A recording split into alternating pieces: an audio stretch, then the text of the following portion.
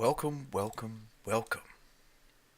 back to the show that you, for some reason, keep coming back to. No, it's the BrewSpy Show, and I'm your host, Sean, and we're going to be taking you through kind of this janky blue-eyed spirits I've been working on for the Legacy format.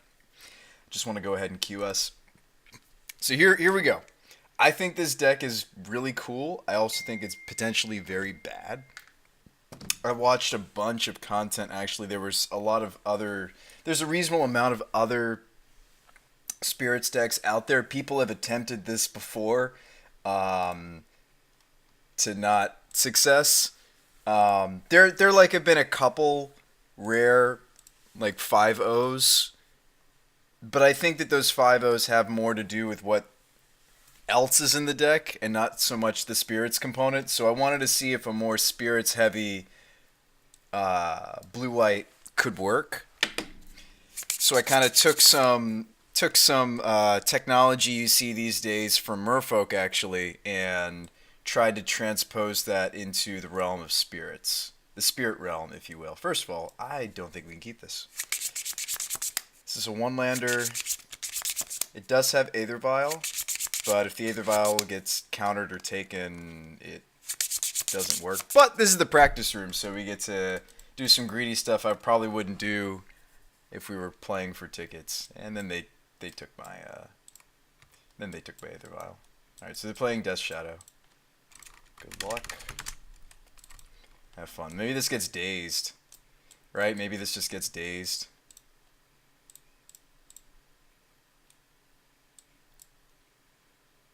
This could get dazed. This could get forced. Wow, it resolved. Okay. Avalanche Riders with Resto. That sounds sweet, Puddin'. You're talkative tonight, Puddin'. What's going on, my friend?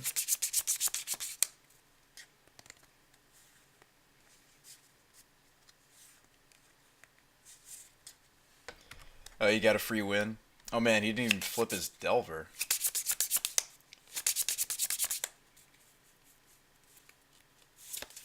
Ponder.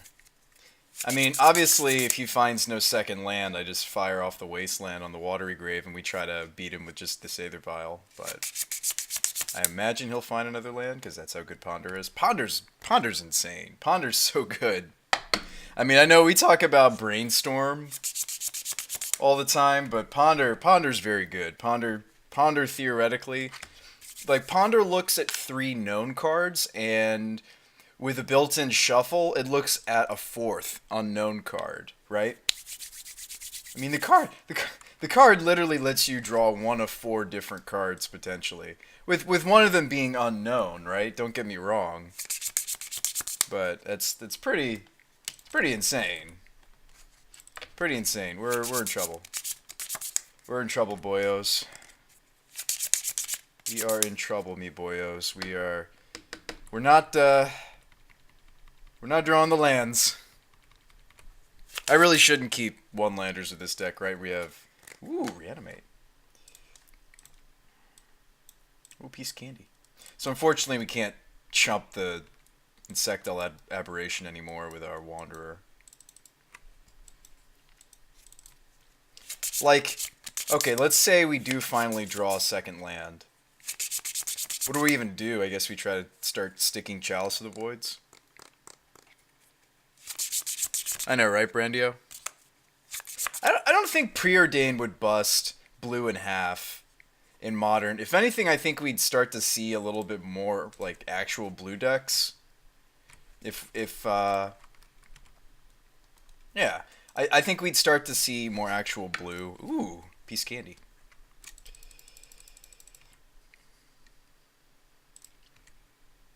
I am excited. Okay, so we're going to try to stick this Chalice. Let's do it off of basic. With Imprisoned and Steel in my hand, I want Island. And we have some little tricks we can do here, depending on how they try to fight through this Chalice. No. Nice try. Hey, what's up, Brian?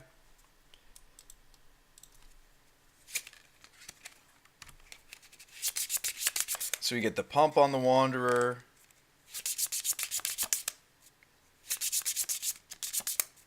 This is all sorts of good for us.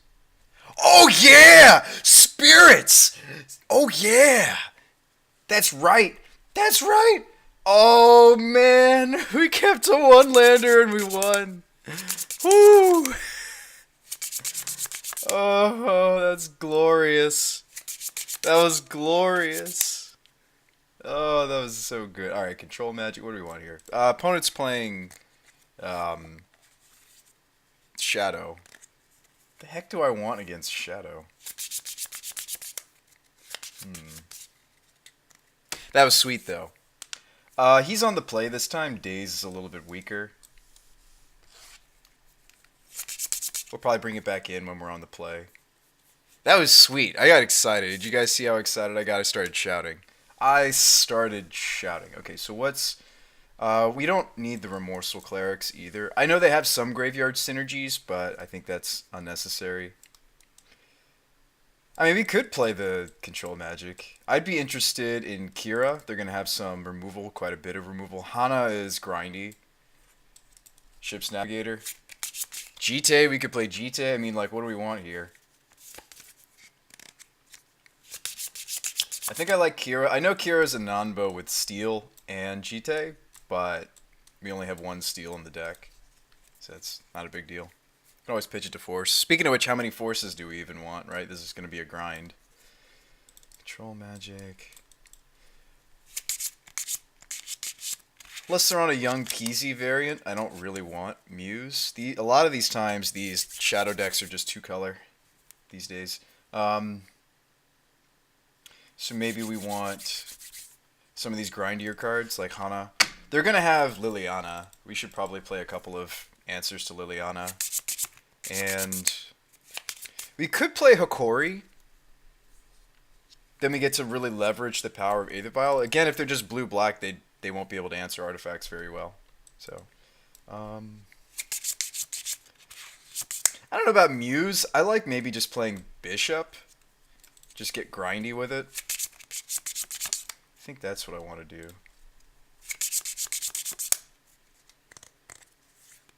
Comfy Stream? Oh, yeah. This deck is sweet. We shouldn't have won that, but that was so cool when we got to, like, vial in the Spirit of the Labyrinth when they brainstormed in response to the Chalice, and then we could have even potentially won a counter war thanks to the, well, I'll keep. It's not like these hands are going to have... I mean, of course I wish this hand had Aether Vial. Are you kidding me? Let's go fetch. Like, of course I wanted to have, you know, an Aether Vial, but I mean, like, it's not like we're a Brainstorm deck and we can aggressively look for... And I know some of you are like, alright, BrewSpy, we get it. You like brewing around Chalice of the Void. We get it. You like doing these things. We get it. I know. But hey, you know, legitimately, Merfolk does do that. They do play, Cavern for Spirit. And then, we'll go get Plains, actually, here. Nice draw. You gotta respect the Spiritowisp, man. I'm gonna get a bunch of cards off this. Come on now. You will respect my Spiritowisp. It's my build-around card. One of them. I mean, obviously, like, other stock spirits, like, you know, Spellcaller. You will respect my Wisp. This card's wonderful. I'd love to brew around this, too, in Modern, but... Ooh, Street Wraith. Okay. I think this card's sweet. A lot of value to be had off of this card. Also, when we brewed... We actually think we did brew, like, a Spiritowisp in Modern the other day. We didn't use all the right cards. Like, I did a lot of research for this Legacy build. And there were a bunch of sweet enchantments that we missed out on. Like, I know we found Imprisoned and Steel. I didn't even look into Metamorphic Alteration, right? And then, of course, in Legacy you have... There's a Teferi's what is it? Teferi's something. There is another aura I considered. It's like it's a 2-drop. Nope. Like I did consider Teferi's Curse, and I did consider oh, there's like a protection. There's like an instant speed protection one, but this is sweet. So this gives phasing to either an opposing artifact or creature, so you can like phase out Ensnaring Bridge. You could use this to keep blinking out an opposing threat. But I actually ended up cutting that for other cards, but might be something worth adding back into the deck. Yeah, I think Spiritowisp is sweet.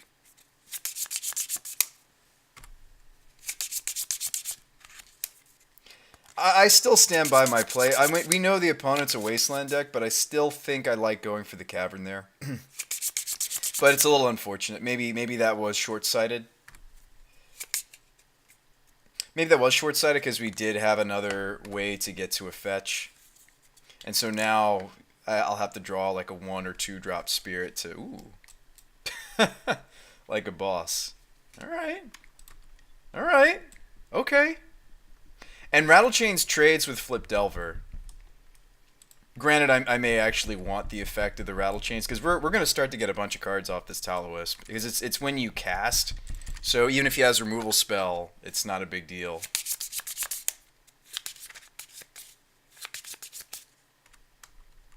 Do I just get to block this Delver?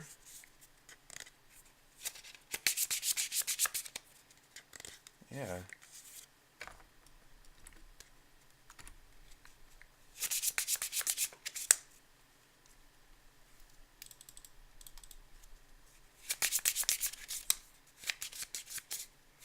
Now, obviously, you might have removal spell from my Spiritowisp here.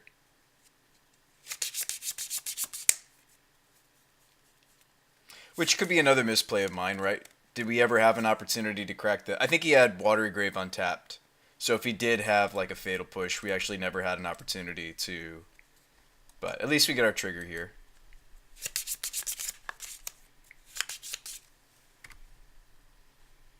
Yes. So we already have Steel. We could go get Control Magic. I think that's foolish. I actually don't even know if this was supposed to come into the matchup. I think we're just supposed to take Alteration. We already have a Drogskol Captain in our hand. So let's just go get Alteration. It's a clone. It's a glorified clone.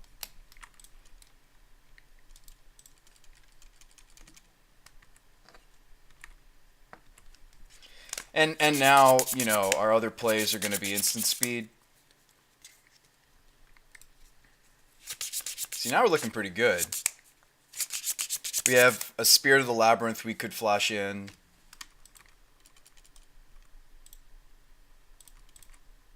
Which may indeed be our play. We may also just go with Bishop. Now, granted, obviously hitting the Death Shadow player when they have a Death Shadow play is a little risky, but we can go get... I mean, we can go get the Diabolic Edict. I mean, I don't wanna clone Shadow unless we're low as well.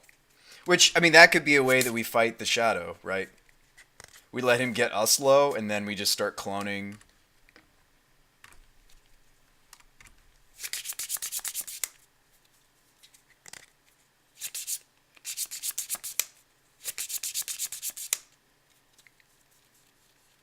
It would make for an interesting board if we had 2 Death Shadow of our own. Or we could just start cloning Drogskol Captains. I mean, I think there's merit to both. Alright, so they want me to sacrifice a creature. So we get another Spiritowisp trigger. Regardless of what happens to the captain, we get another trigger here. I still think I'm just supposed to go get another Metamorphic. Because the next turn I could go Tundra, copy the captain, copy the captain.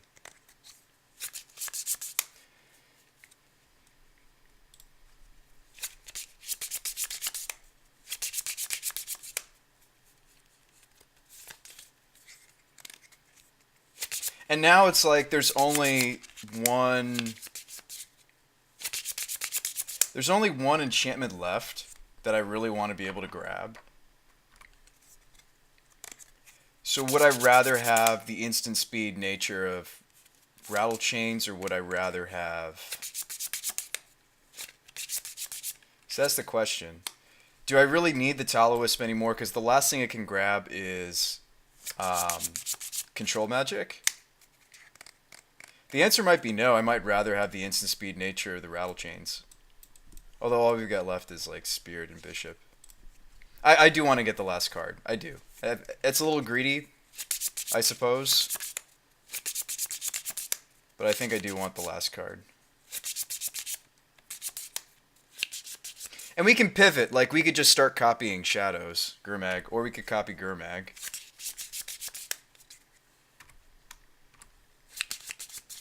Just draw another captain.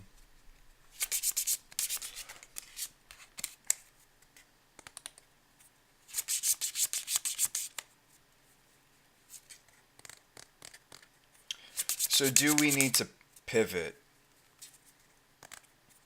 So if I double copy Captain, the Spiritowisp is big enough to block the Angler, right? That's a thought.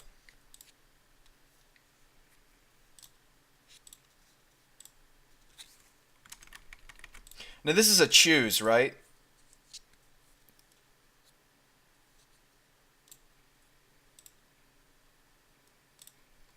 So what's neat is... Oh, wait. No, I still have to target the captain. Oh, no, okay, then we get to choose. Okay, so that's kind of the interesting thing about alteration is... Oh, wait, no, we want to pick... No, you still pick captain here. I guess it just changes the... Okay. I still think that's what we want to do.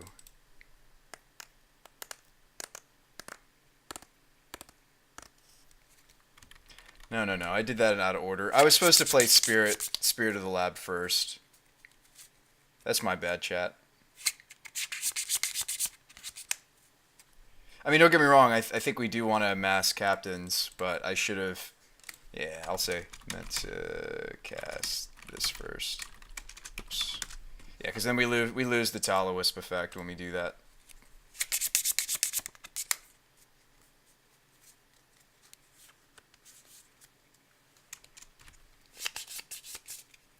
So Spirit of the Labyrinth can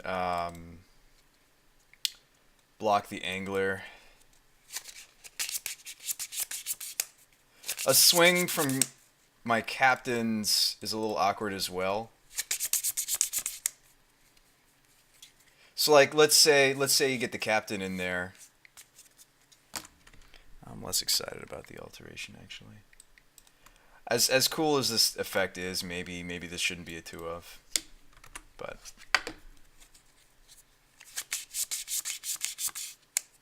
it's not like it's bestow. It's not like it makes another clone. It is just fundamentally a copy. So maybe I should have been cloning his Angler in retrospect.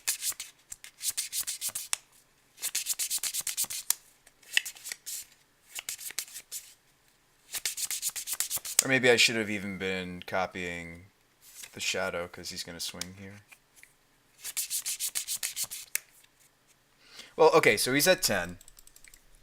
We crash in for 6. We have to block his Shadow, and then we kill him in the air. So he'd have to pivot here, right? If we swing, we get to block Shadow with a hexproof Spirit he's not going to break out of. Yeah, I actually think we've pivoted here.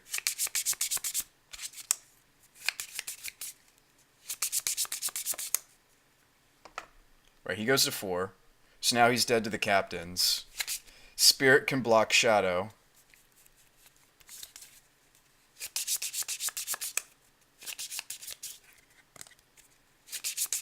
See, this is making me think that I don't necessarily... Yeah, you shove all, I'll chump Shadow. See, this is making me think that maybe this card's actually not as bad as I'm thinking. right? Like it lets us upgrade the Wisps to something more relevant after we've tutored a bunch of cards with them. It also lets us. Oof, toxic. Okay. Well, that's unfortunate that that was their draw. We're gonna have to play a game 3. It looks like. Well, or I could.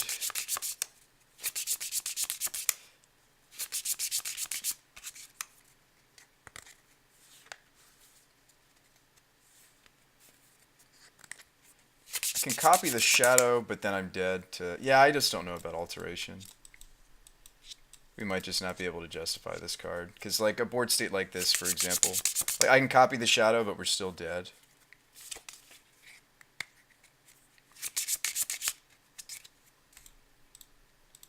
Yeah, I'm a lot less high on the card now after actually playing with it. So it's good that we're doing a little testing with it. I'm a lot less high on this card after actually playing it. I mean, they are a Delver deck fundamentally, so Jite might be perfectly reasonable. They do have delve threats. Does that mean that I want to play like Remorseful Cleric or anything like that? Not really. Would I even play Rest in Peace? Maybe. What does it turn off in our deck? It turns off... I mean, that shores up a lot of room. Like, now I have a lot more space in the deck, in theory. In the initial build. Like, now we could main deck, like, Control Magic, which I kind of wanted to do in the first place. And then I'll probably look to maybe one other utility... I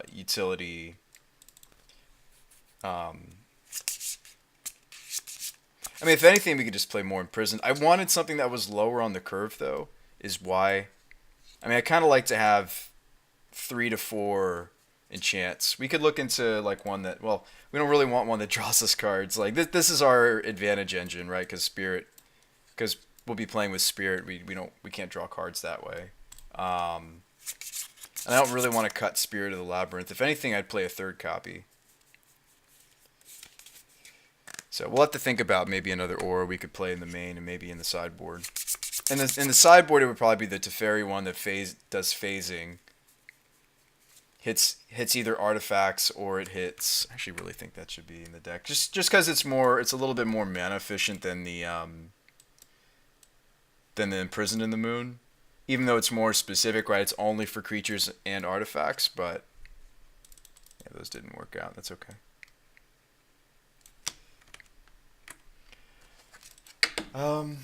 Could always just play a Force.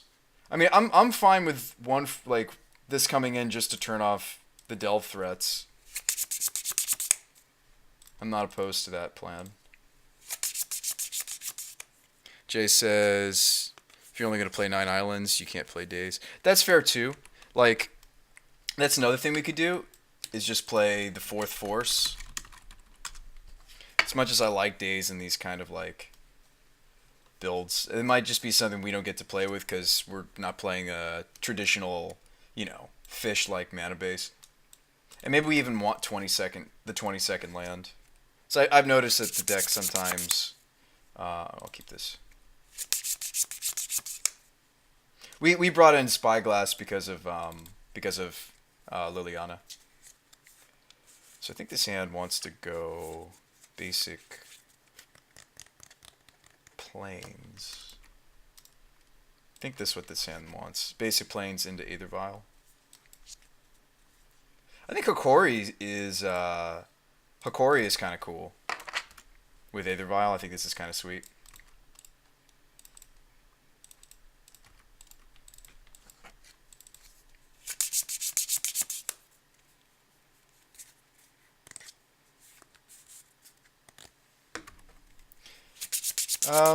I might just Wasteland here.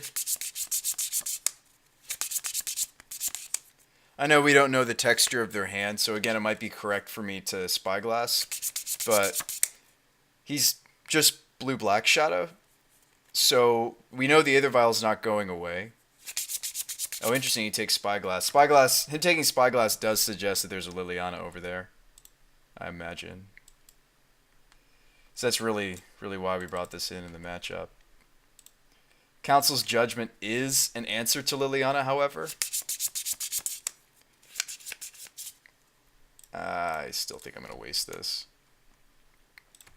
I know, we just drew Judgment, but like I have to see exactly another white source, which is why I think Judgment is greedy in this deck in the first place. We might be better served by just having another Imprisoned.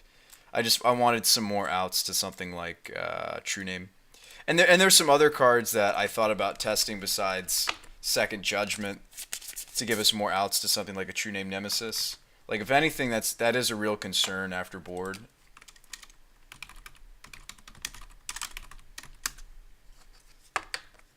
And I mean, if anything, Teferi's Curse is flexible enough, and it's one of the more mana efficient, quote unquote pacifism effects. Okay, we get there.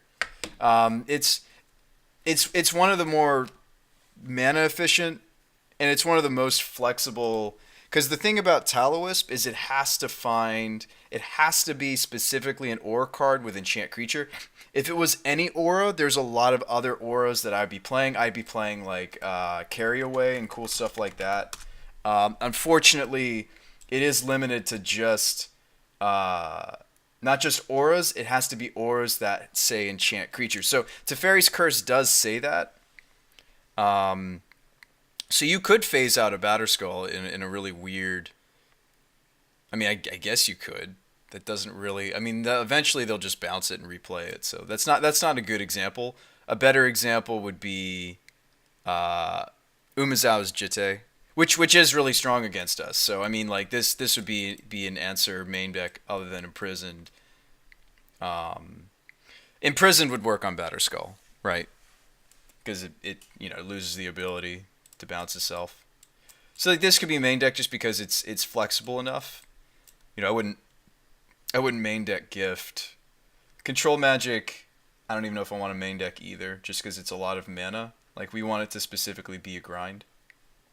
I mean, heck, our round 2 against that Shadow player, though, the game did go long enough that we could have started like stealing Anglers and stealing Shadows.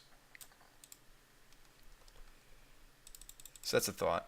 Other thoughts I'm having is all those cards that I thought would be clones are no longer going to work. So I almost want to add the 4th captain back into the deck because I do like when you have multiple captains in this kind of a deck. I don't think I would start to cut on wrong Drugskull. I don't think I'd start to cut on captain just by adding a bunch of images. I do actually think I want to just draw the captain and then I'll start to add some number of images on top of that. Couldn't you just play Stoneforge? That was, I think, the conclusion a lot of the other people that tried this archetype, Jace to the Face, did. Hey, what's up, Jade? No, I appreciate your suggestion, Jace to the Face, to cut the Dazes. I think you're spot on. So we could like main deck a Flusterstorm, is another thing I could do. Or we could just get by with Forces, Wanderers, and Quellers game 1. I do really want another aura. I just don't know what it would be.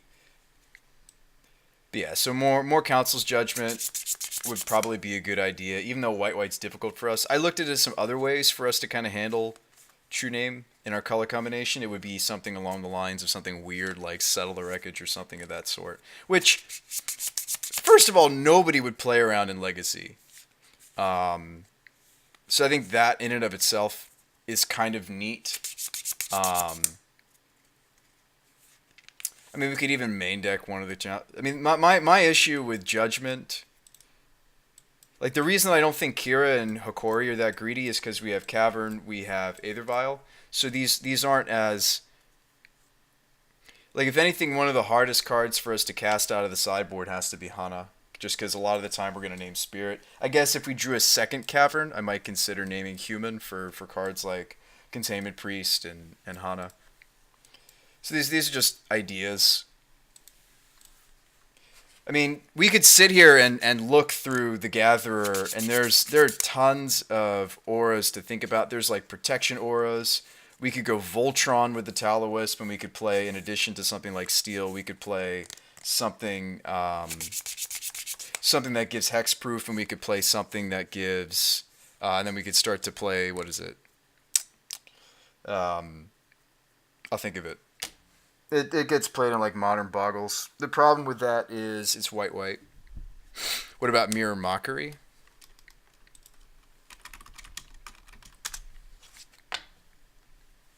Generally, though, you'll counter erase it. Yeah, and that's the thing. Oh, there you go. That's interesting.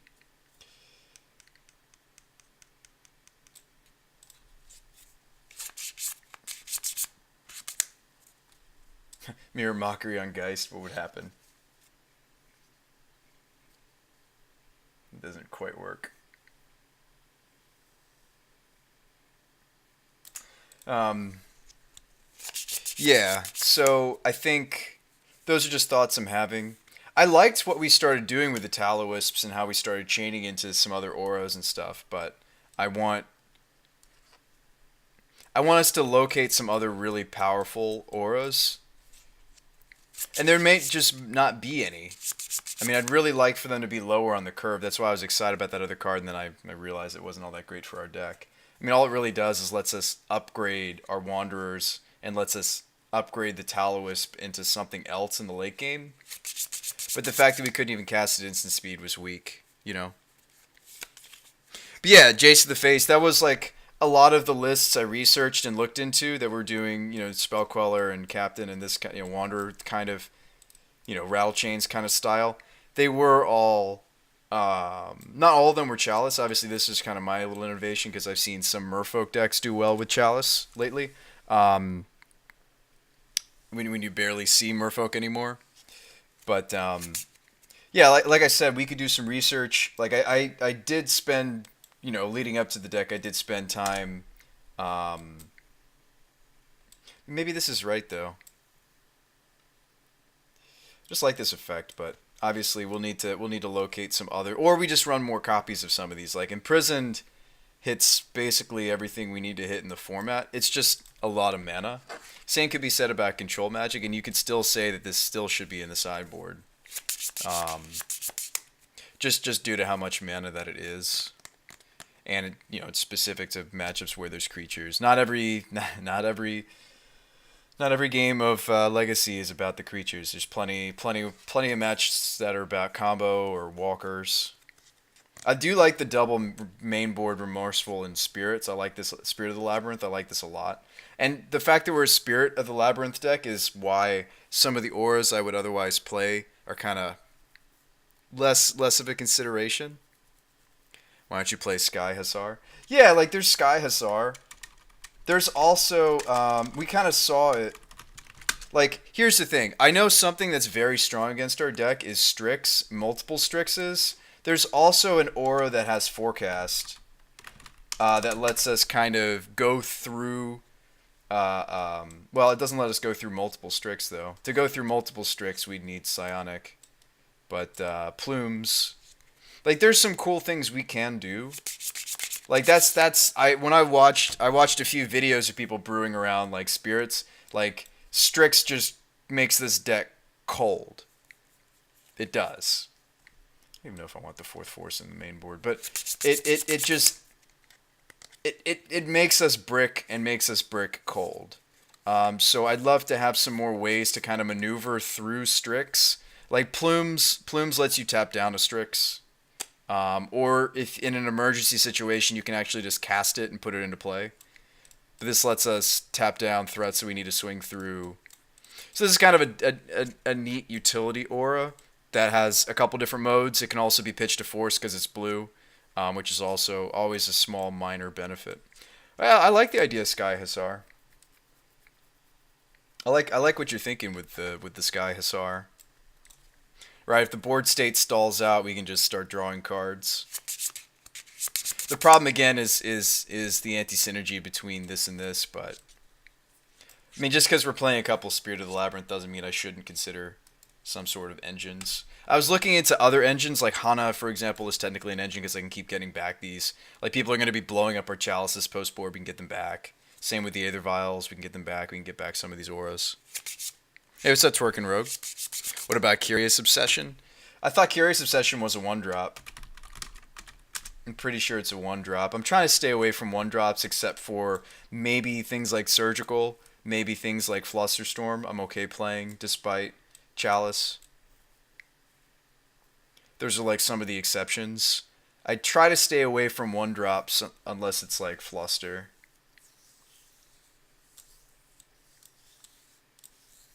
I do like the idea of Plumes of Peace. Like I'd like something.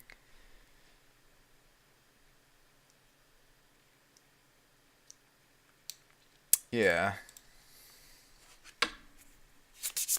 The thing with Plumes of Peace though is wouldn't you be better off just attaching it to the Strix, right?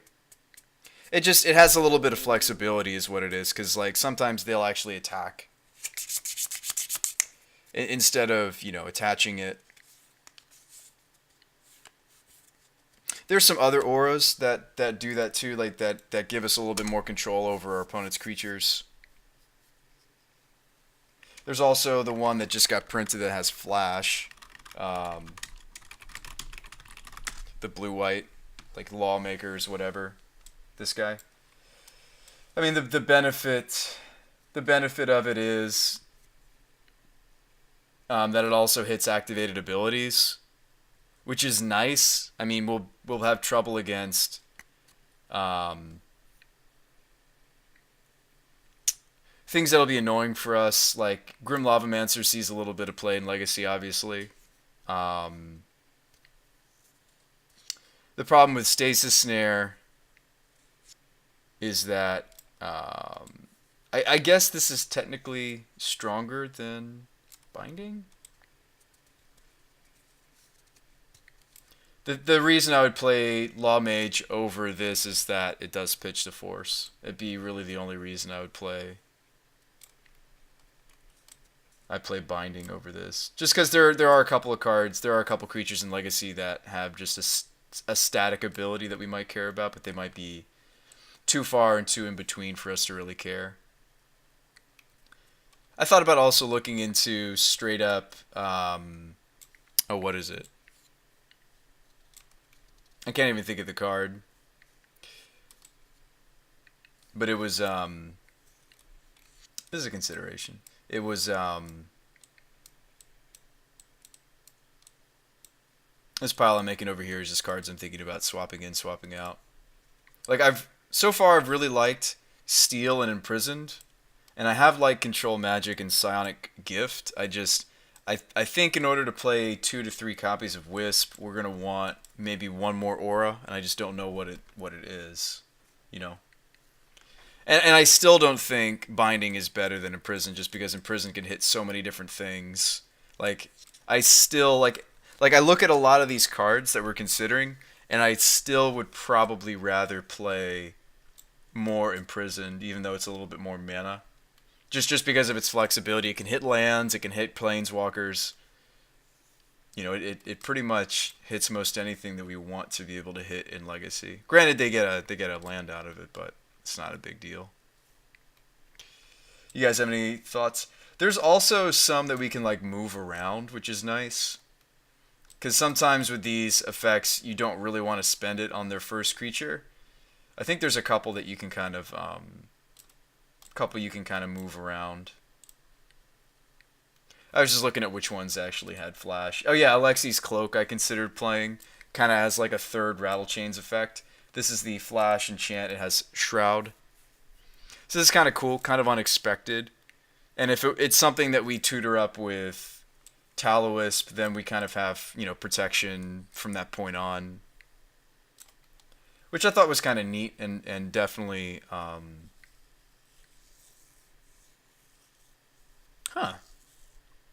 That's kind of neat.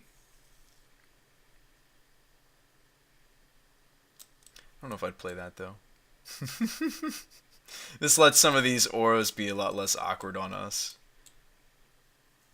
Lets us cast them with flash.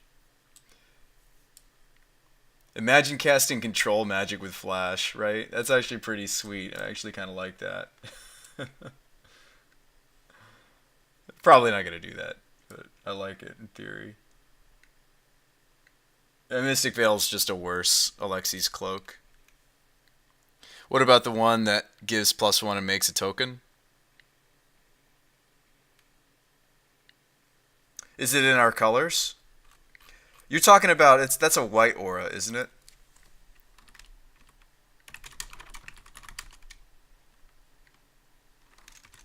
I think I know which one you're talking about. That's a white aura. We don't have to play just blue auras, obviously. Um,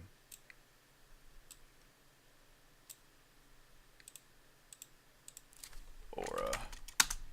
Yeah. So good call.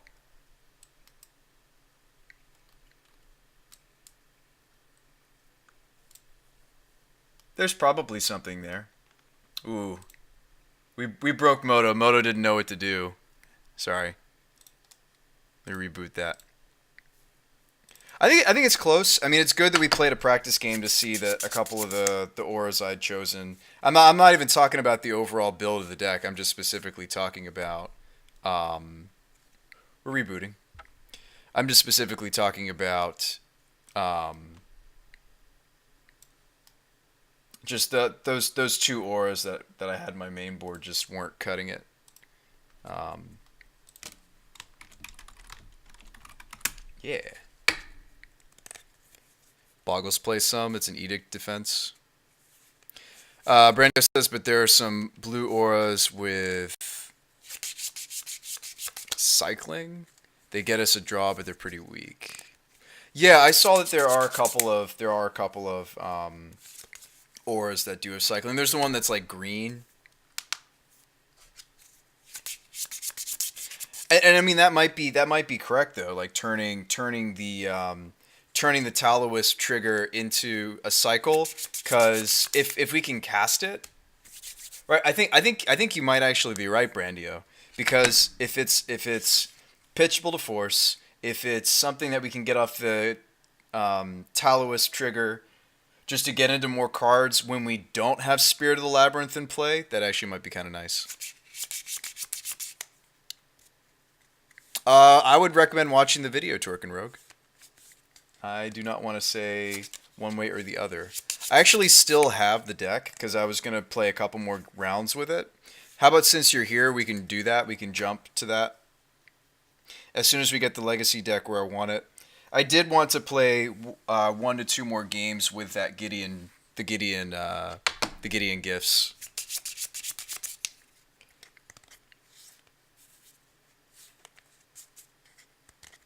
I still have the cards for it. But I did link you the video. I hope you saw. Twerk and Rogue. I did a couple back-to-back speed brews I owed. I did yours, and I did Amish Robotics had a standard build around card. So if you guys, I know Brandio, I got your message. I haven't read it yet because tonight, I know I'm being selfish. I'm basically I wanted to finish up the concept I had with the Spirits deck, and I also wanted to maybe. I mean, whether or not Twerk and Rogue was here, I was probably going to try to finish up the modern deck. But let's try to finish one thing at a time. Let's try to finish where the Spirits deck is, just especially since it's the stream title.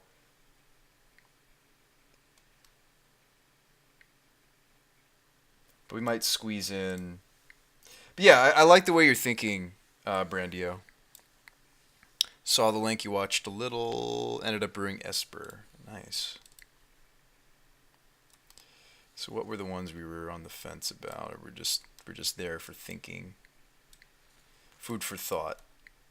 Cards we're thinking about. Cards we like. Cards we're thinking about. Cards we like. Actually, the fourth force was I'm thinking about. I see a lot of people shirk on the fourth force these days, or they'll squeeze it into their sideboard. These are all cards we're thinking about. So yeah, so there's like creature auras that have cycling. That's one thought.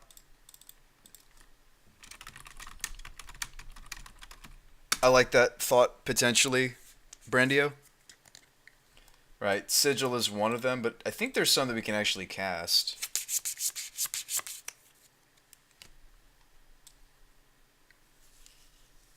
Dragon Wings, there you go. Was this the one you were talking about?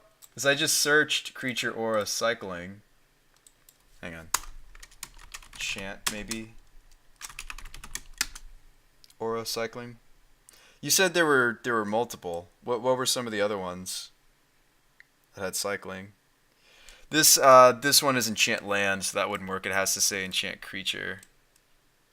This one is for enchants, doesn't work.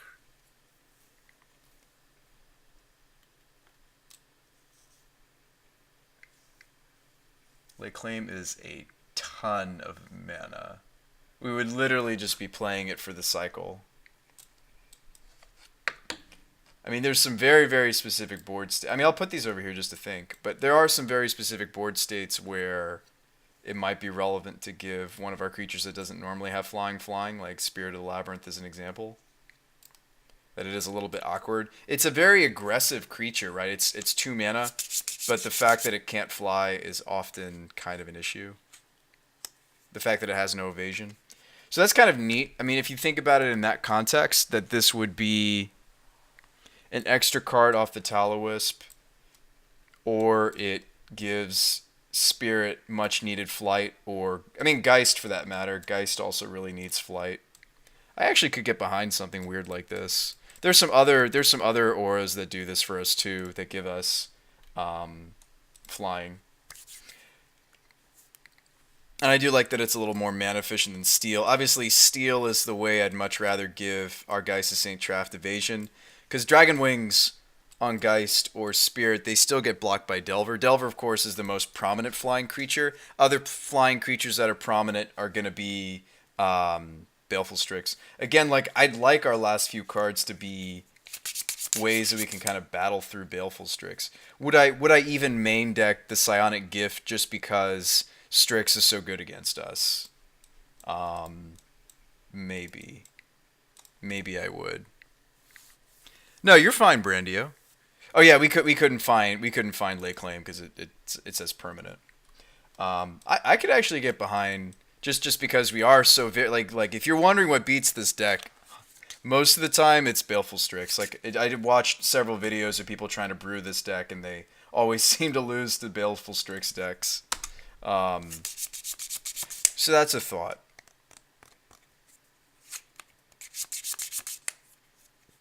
Dragon Wings gives evasion, and in a pinch you just cycle it. It's just another card to like, as we were at the point where we searched up almost all the auras, right?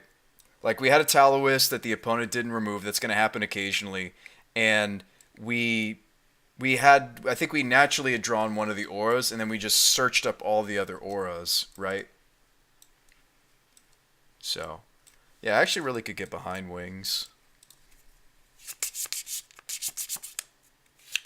Because we do just need some meat that's cheaper. Just things that Wisp can go grab. I mean, obviously, any of these auras have the potential to get 2 for 1. I mean, that's always a thing. That's why I kind of like Imprison the most, because it has nothing to do with our own creatures. It has everything to do with us pointing it at the opponent. I mean, if there is one that I would double up on, it would be this card. Just fundamentally. But we could play a couple Wings. I mean, this does make Geist better in quite a few board states, and it makes Spirit better a lot of the time. Or you just cycle it. I don't know how much of that effect we could afford, though, right? So how many slots do we really have to dedicate to extra auras? Maybe 2, 1 to 2. But I mean, this might be good enough in the main board, just again because I'm so weak to Strix, and you know we can only answer one Strix with the first Imprisoned. Like the other Strixes, we'd have to find a way around. What about just First Strike or Double Strike? It'll accomplish the same thing. Well, so there's a First Strike. Check this out. So there's a First Strike aura that I actually really thought for playing for this deck.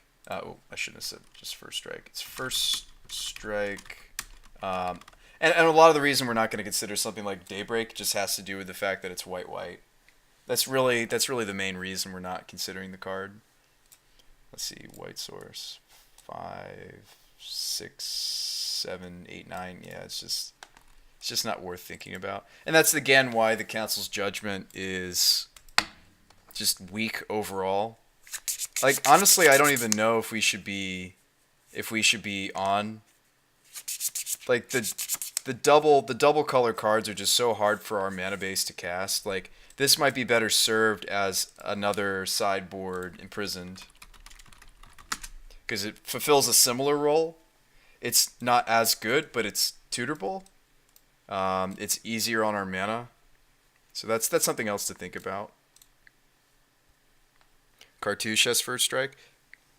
Well, no. There's one that's like if you control planes. There's like a really there's actually a really mana efficient aura that gives us first strike. If I can remember what it's called. I looked into it. I thought about playing it because again, something like Strix. It's like a 2-drop white aura. Lash Knife. It's got cool art too. So if you control planes, which we sometimes will, it's not impossible in a Tundra deck. Chant creature has first strike. You may tap an untapped creature rather than pay the mana cost. So you could like tap a Wanderer and slap this on Geist or like Spirit or whatever needs first strike. So I just the problem with Hyena Umbra is that it's a CMC1. Don't forget that we're a Chalice of the Void deck. I'm trying to avoid CMC1 outside of cards, like I said, like Fluster, maybe Surgical, and Wanderers we can sneak in with Vial or off of Cavern. Obviously, anytime we top deck Aether Vial after we have like Chalice set to 1. And this is the kind of deck that I'd also consider setting the Chalice to 2, depending on the board state. Like if we have Cavern on Spirits, I definitely would consider putting Chalice on 2 even. Chalice on 2, not as relevant for Legacy as you might think. It's not irrelevant in Legacy. But yeah, so like the nice thing about Lash Knife is it gives us the first strike that we're looking for, but it's situationally more mana efficient than any other aura we could possibly play because we're not tapping our lands to cast it. So that's kind of a neat, definitely a card I've considered in the deck, just because of how theoretically mana efficient it is. I mean, it's technically in the realm of zeros, just like the forces are. If you wanna stack the deck that way. I don't like putting Chalice in the zeros because that's often not where it's being cast. It's in Legacy. It's almost always trying to be cast for 1. Occasionally against some decks, I suppose it'll be for 0. Storm's a case where I would definitely want Chalice for 0, in addition to 1. The thing about Chalice on 1 against Storm is, yes, it turns off the cantrips and Dark Rip, but Chalice on 0 turns off Lion's Eye Diamond, it turns off Lotus Petal. You actually cut off quite a few important cards with the Chalice, because if they can't dump their hand with Lion's Eye Diamond, they oftentimes can't get their hand empty to get the tutor effect off of their ritual. I mean, the tutor. Infernal Tutor. So funny enough, word of the wise, Chalice on 0 is a lot better against Storm than you might think. Just because, yes, Chalice on 1 hits the cantrips. Yes, I get that. Yes, it hits Dark Ritual. Yes, I'm with you. If you have time to get it on 1, absolutely. But sometimes Chalice for 0 can save you against Storm just because they can't get their hand empty, and you cut them off of a significant amount of mana without LED and Lotus Petal. But anyway, yeah, I like the idea of Lash, and I do like the idea of even something like Wings.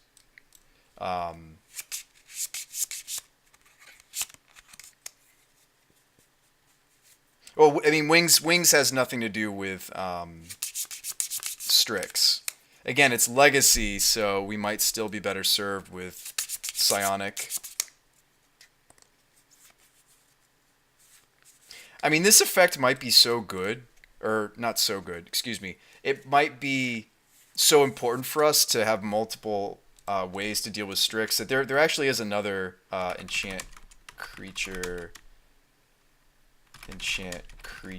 has, just because of things like Pithy Needle and Sorcerer's Spyglass. I would want the different names. I think there's another one that does this. I mean, this might just be an important effect for us that we want more than one copy. I can remember what it's called. It's a functional. It's a functional.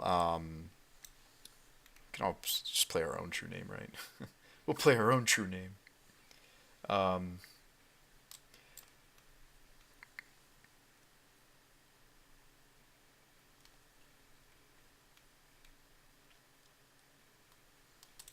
we could try it.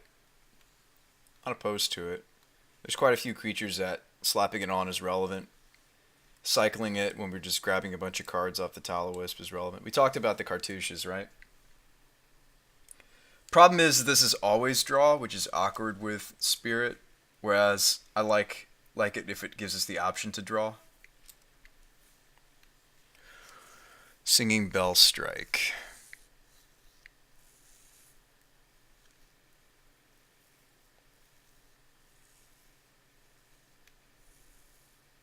There's a few that do it a little bit better though. I mean again I'd probably still rather play Teferi's Curse over Bellstrike.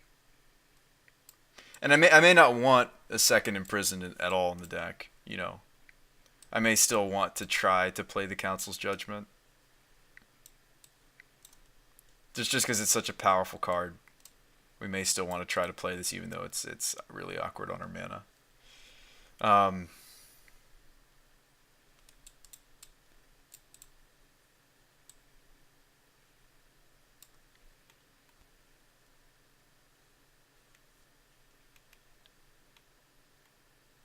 I mean, Ghostly Wings is like the classic, right?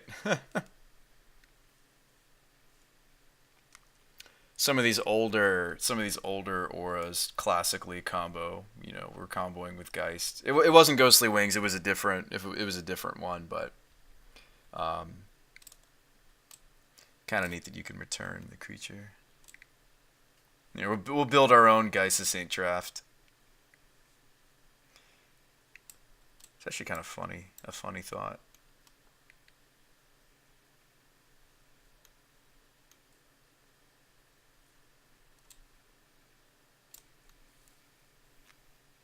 Honestly, Ghostly Wings looks legit. I'll put it in the think pile. I'll put it in the think pile.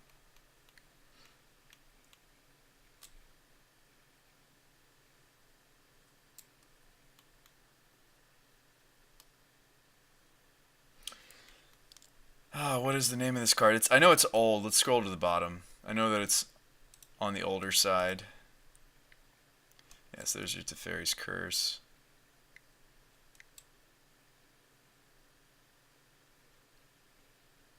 Oh, Phantom Wings would actually be better than Ghostly Wings potentially though, because this doesn't require you to discard a card.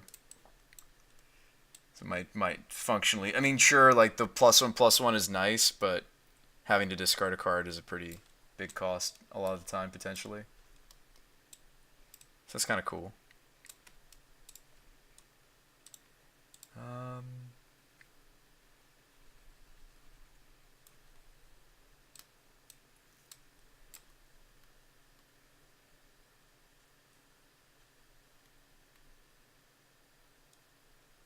Here it is. Hermetic Study. It does the same thing as Psionic Gift, and again, just because of Pithing Needle, etc., like you would want, in my opinion, if you were to play two of this effect, you would want different names. I know, we did all that searching just to find a glorified turn my creature into a pinger. And I know some of you are like, well, BrewSpy, why not just try to splash, you know, try to splash red and play, you know, creatures that can naturally do that. The reason would be just because we're trying to brew around Spiritowisp and we want the ability to find it.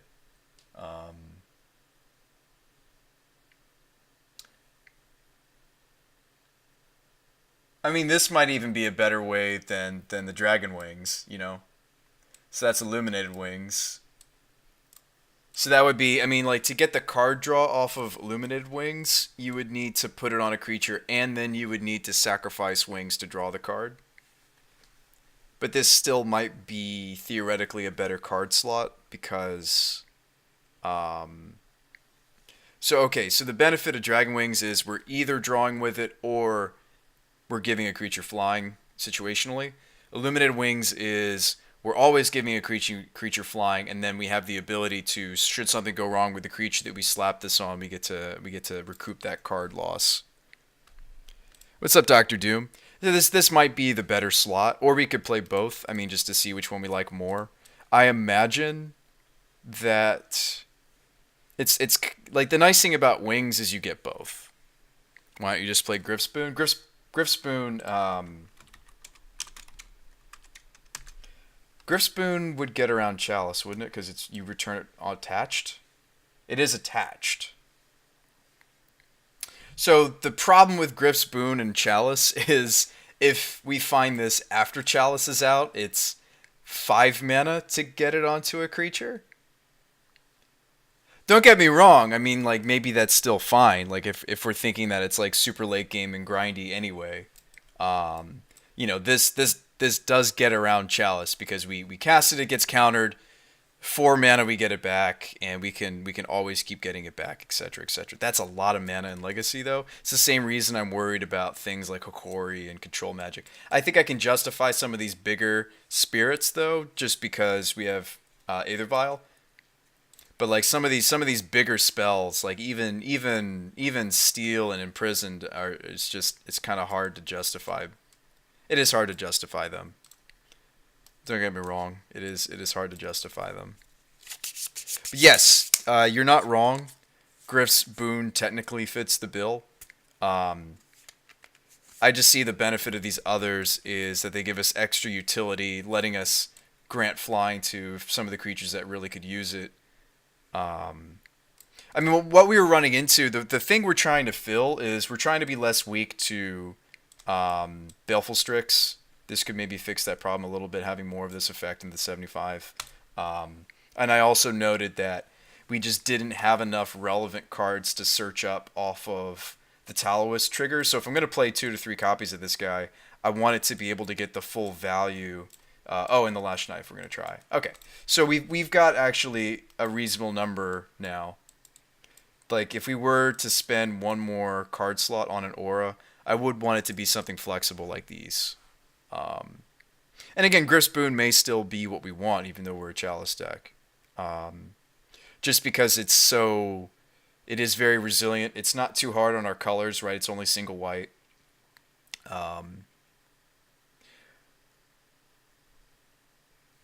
don't know. That's a good thought, Dr. Doom. I'm not sure.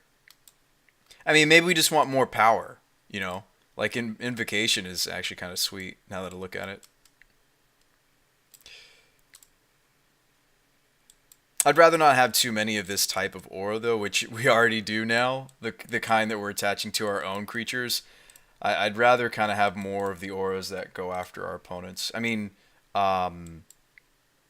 Curse is really flexible, like, because if it's not hitting a creature, it'll hit an artifact. Obviously, we do care about Ensnaring Bridge. What are some other, if you guys can think of a few other uses for Curse, I think this is one of the more flexible auras just in general that Taoist has access to. Remember, it's very specific what we can hit, right? As far as flexibility, Imprisoned is up there. It's just a lot of mana. Teferi's Curse will often do what we're trying to do with this anyway. Also, this can't hit Artifact. It hits only creature, land, and planeswalker. So having this in our 75 lets us also hit artifacts as well as planeswalkers, lands, and creatures. I'm not saying we necessarily mainboard it. It's just it's a lot more mana efficient. And I mean, phasing means we still have to swing through it. Like, it just means that they don't get access to it during their turn. Like, when we were playing against our opponent, I would have been fine phasing out Death Shadow because we can swing over that anyway. I just wish I could think of a few more artifacts that we would benefit from. I mean, we could put Teferi's Curse on like a Mox Opal. You could put this on Chrome Mox. Snaring Bridge is a big one. You could even put Teferi's Curse on an opposing Pithing Needle or Spyglass, and then, because those are pretty common cards in Legacy, especially in sideboards. And then while it's phased out, I could, like, if they, let's say they turn off our wastelands with a pithing needle, we could Teferi's Curse the pithing needle, and then while it's phased out, we can wasteland them. So it's actually kind of cool. I like the flexibility this card offers. Maybe we'll do that instead of these cyclers we were looking into. And I just like that Lash Knife is essentially a 0 mana play. So let's give this another whirl. I like that these are less mana as well. All three of these are a lot less mana than what we had going on. Actually, before you still hear Twerkin' Rogue, I was gonna say before you tune out or tune off for the night, I might squeeze in a quick game with the Gideon deck before we give it back.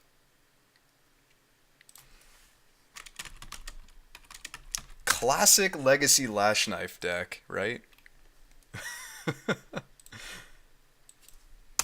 Oh boy. I know, we should just bite the bullet and do what a lot of these other spirit lists were doing, and they were just being Stoneforge decks. They weren't trying to be clever. They were just like, nah, we'll just play Stoneforge. And that's fine. I'm not trying to knock doing that. I think that that's noble. I just wanted to see if we could do something in the realm of 100%. More or less, with the exception of like some sideboard cards, more or less 100% spirit tribal.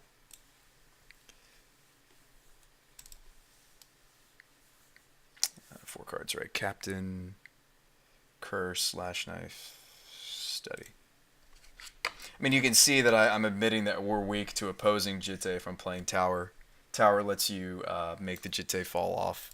As long as it's not a true name. If it's a true name, I can't do anything about that.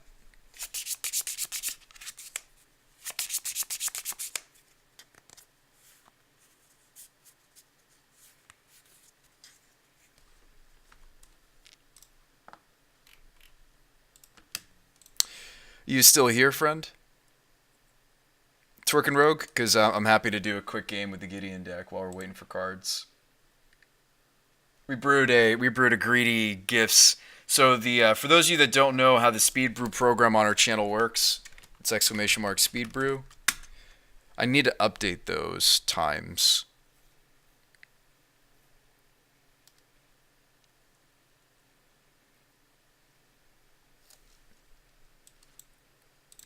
And we'll grab the cards after we play a quick game with this. So this is just basically a really greedy Gifts Ungiven deck.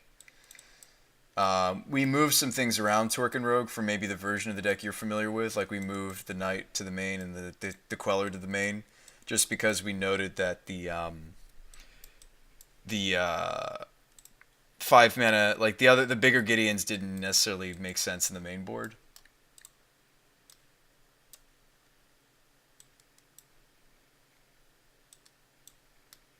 So we'll give this a quick whirl, and then I'll pick up cards. We'll do another. So for the tier 1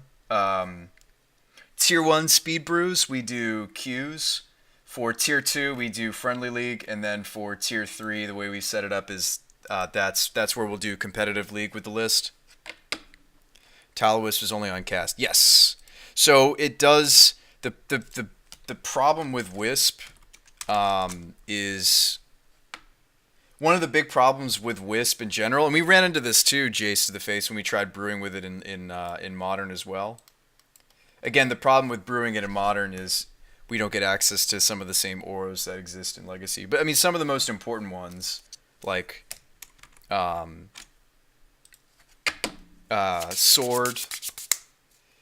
Sword, and I'm getting a batch here in a moment.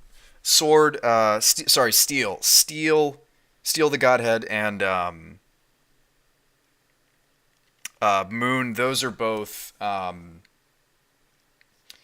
Those are some of the most important auras, but they're also some of the most expensive. So obviously in Legacy, we get to play around with some of these slightly more mana efficient. And also Chalice is more impactful in Legacy. If we were to do it in Modern, I noted that the deck just needed a lot of changes. And quite frankly, in Modern, it's hard to get away from a Bant Spirits list. You know, I mean, at that point, you're better off playing like a more Esper control style, and you're better off playing like Zur, even. Yeah, Threads. Threads is nice. I thought about Threads. I think what happened to Threads is that I ended up cutting that for the control magic slot, but the fact that Threads is so very mana efficient, it might be nice to have both. Yes, Threads. We probably should be playing the sideboard.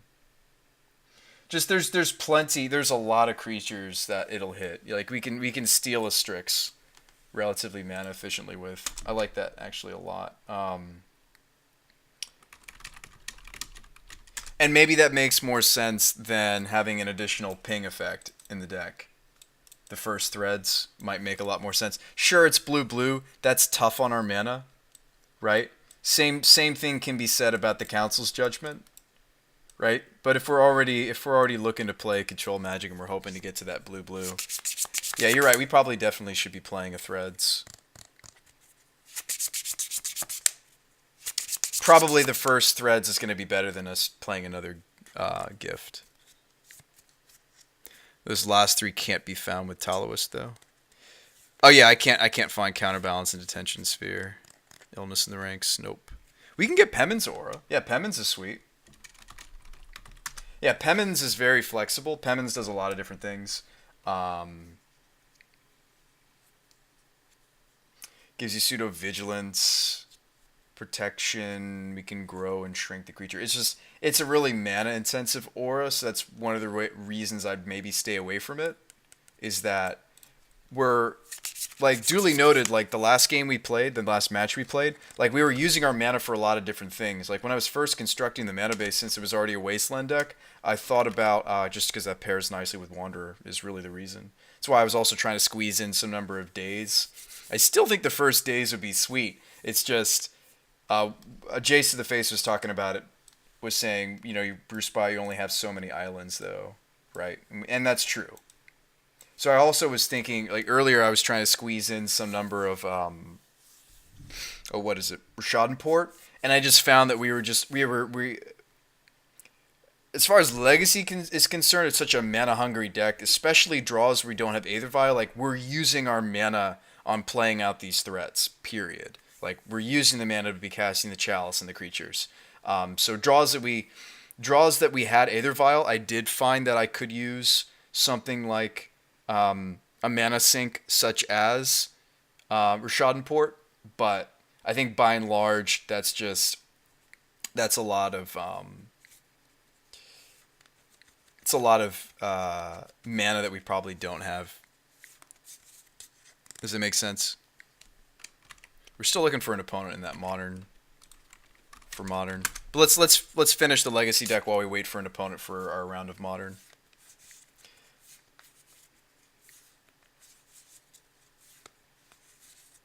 But yeah, I think Threads was something I considered earlier and then it got cut, but I think it should definitely come back. I think it's a powerful tutor target for what it does. It is another card we get to bring in against Strix.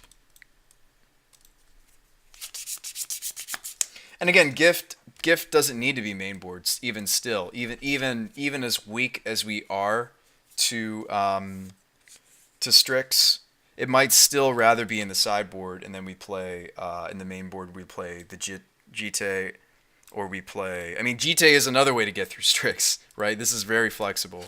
I think the last main board card could be a main board Jite. It could be a main board Flusterstorm. Like Jite's solid. In some of these Spirits lists, whether or not they were playing Stoneforge Mystic, they had 2 copies of Jite. One main, one side. That's actually pretty normal for this style of deck. What's the tutor? It's a 2-drop Spirit. It's Talowisp. It's search your library for an ore card with enchant creature. So it's very specific, right? So it has to specifically say enchant creature. So thankfully Imprison does say enchant creature, even though like the modes of land and planeswalker are maybe more powerful, more impactful some of the time. I think it's sweet that we can hit lands. Like think about lands, for example. This hand is really bad. This hand has nothing going on, but at least it's got lands. I guess I'll top a Gideon in the dark. We could even lead on Albeit, we're going to take a little bit of... No, we won't. We have Basic Island. I was going to say we'll lead on the fetch. Just because we may or may not want that Gideon. If we don't want the Gideon, my opponent leads on Rivulet. Okay, I guess I do want the Gideon. They're playing Mill. So we'll take the Gideon. So to play Gideon on time, that would mean I need Temple Garden here to cast Spiral. Well, actually, Spiral is going to put in the fountain, and then I can shock on the other fountain. So technically I don't need to get Shockland here. Yeah, technically I don't need to, because I can get Basic Forest here, and we still get into white. Of course, then that means I'm not getting black, but it's okay. It's gonna be like Mesmeric Orb, make me a sad boy. Honestly, Fluster still ends up being better.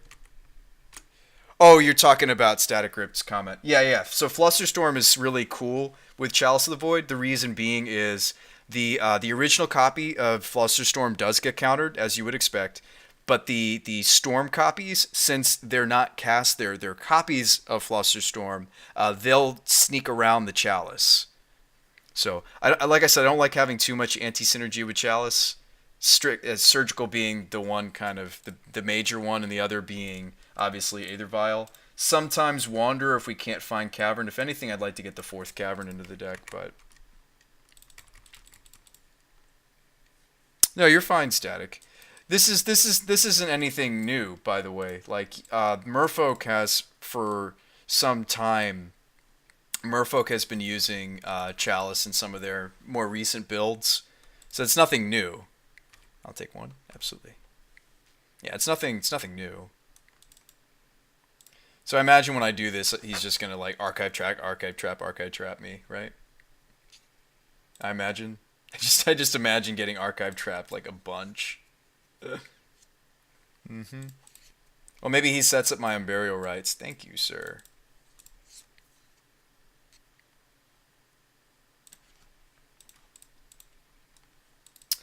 And like we can also like, well, now they're both 5/5s.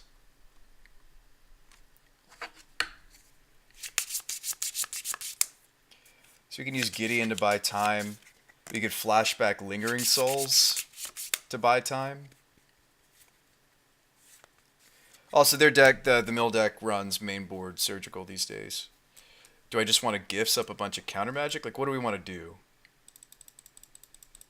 We also could gifts Iona. Iona on blue would be insane. It might just be correct for me to go land drop, go get Iona off of the gifts, then land drop again, flashback Iona. Now we're at 18 and we're dropping down to 8 though if I make that play. And it's not like she's going to protect us from the 2 5/5s. Let's see. Elish Norn plus the Lingering Souls. What would that do for this board state? We'd still have to find our way into some counter magic. I mean, granted, Gideon Emblem is a way for us to not care about our decks milled out. So that's another way we could maneuver this. Let's let them know we're thinking. So how do we get to that end game? How do we get to that board state, chat? I guess it would be we flashback Lingering Souls now. Next turn, land drop, Unburial Rites, Elish. Hope they don't have the Surgical. Then we can actually deal with the Phantasms decently. I mean, if he had the Surgical, he might have already fired it off on the Lingering Souls before we had a chance to flash it back. Something to think about.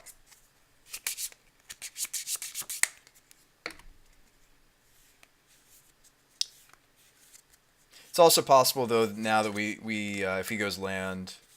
Okay, Mesmeric. Okay.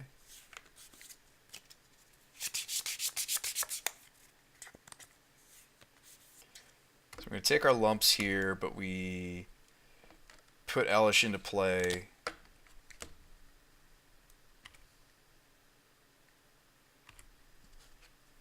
teachings. Oh, nice. We don't have to take as much damage there. Lucky. Always lucky, right? Elish don't have the surgical? Okay, so now we're tied. Do we just start swinging? I guess.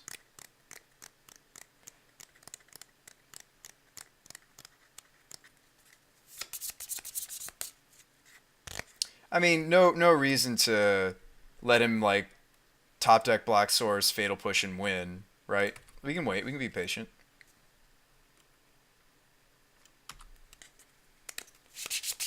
And the follow-up could be Gideon plus, and then we can Gideon Emblem, and then we don't lose to the mill anymore. Like I like not losing to the mill component of my opponent's deck sooner than later. Gideon is always like I've brewed a lot of different decks with Gideon, Twerk, and Rogue. Like I think this effect is so cool.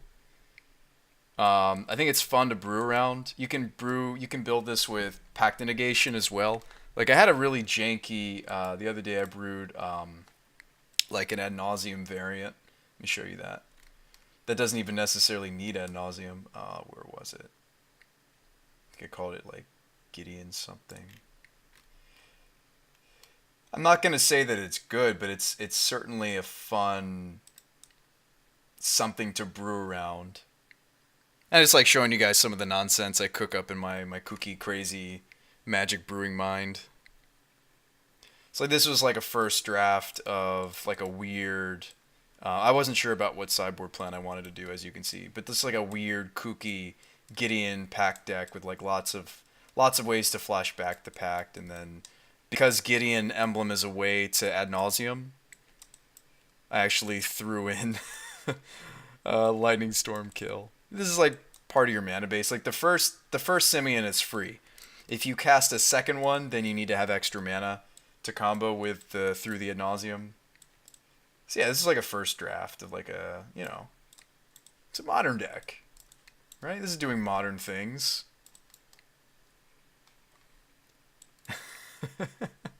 I wasn't sure if I wanted to do like a because mission briefing combos with Archive Trap. I was thinking I wanted to do like either a mill sideboard plan or maybe like Madcap Experiment Platinum Angel sideboard plan. I wasn't sure. All right, so anyway, we'll get these mill triggers happening. So he had set adrift for my Elish Norn.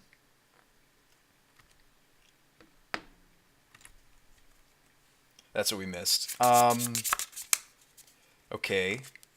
I can just do it again.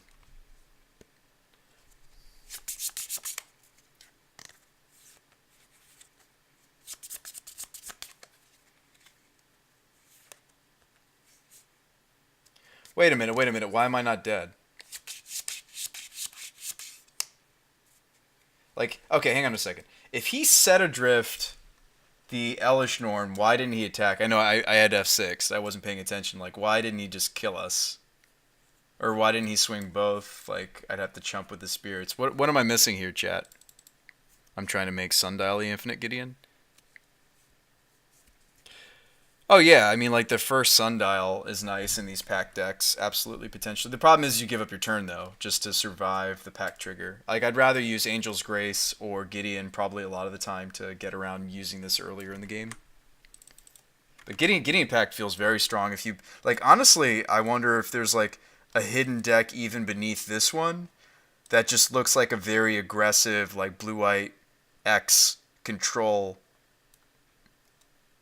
with Snapcaster Mages, and it's just Gideon's packs and Snapcaster Mages. I wonder if that's actually the hidden deck beneath this, and maybe Paths because Path is ridiculous, and maybe Hand Hate because Hand Hate can be really good in Modern. But something maybe like that is like the hidden deck beneath what I was cooking up here. That's all crazy and kooky. Like maybe this is actually the synergy that people just haven't figured out yet. Is some amount of Pact, some amount of Gideon, some amount of Snapcaster Mage, and then somehow figuring out how else to make sure that you can cast this earlier in the game.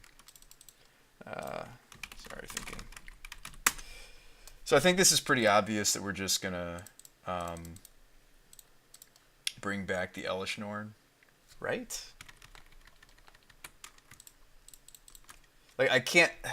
If we go for Gideon now, we're just chumping with the spirits. Now, here's something else to think about. Since we drew Path, maybe I do Gideon and Gideon Plus and just get the Gideon into play and hope he doesn't mill us out.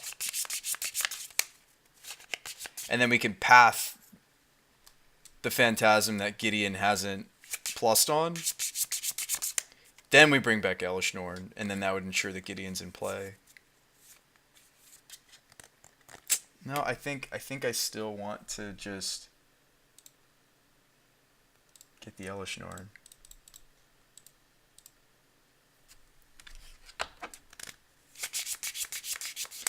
Brandio says I had a Gideon deck that had all 5 packs. All Sun's Dawn. What?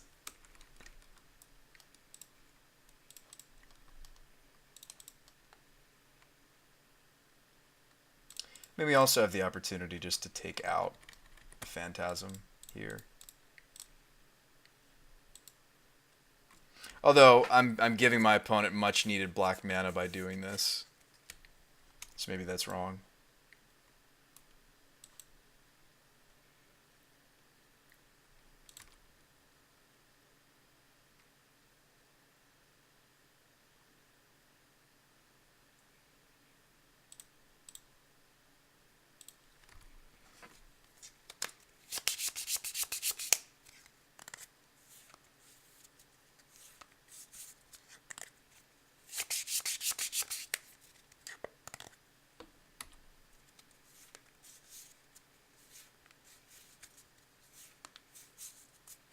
Yeah, mission briefing is sweet.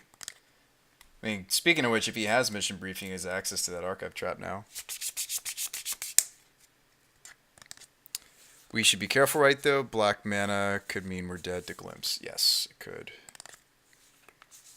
Sundial also works with Flickerwisp. Also works with Geist.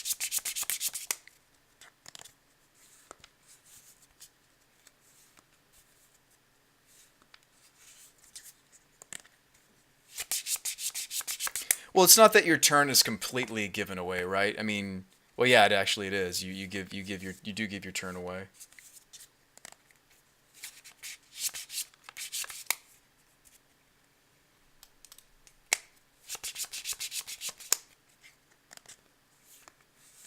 Yeah, so here's the mission briefing, archive trap play.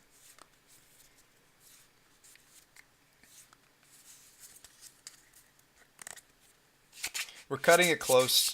We're definitely cutting it close. Got 14 cards left. So, Gideon Emblem is very, very relevant here. It is very relevant here.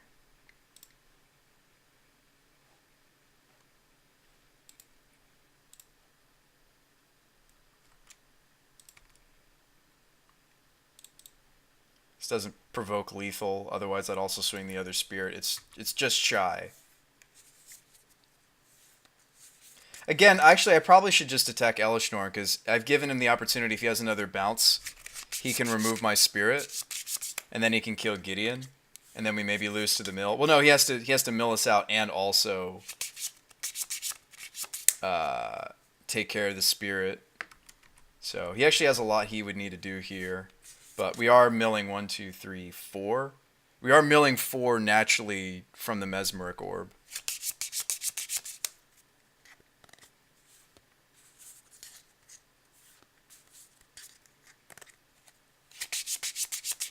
Interesting. Okay.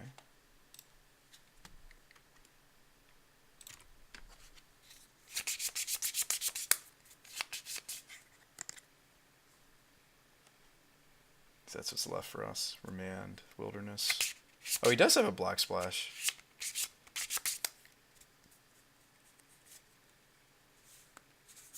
So is this Fatal Push my spirit kill Gideon?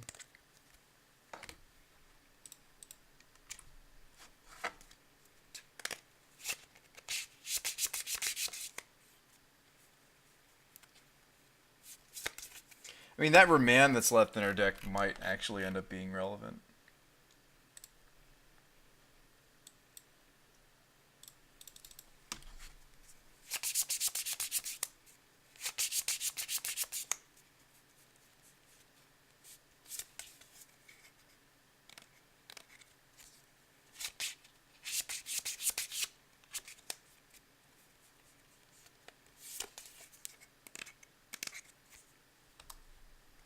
I like it.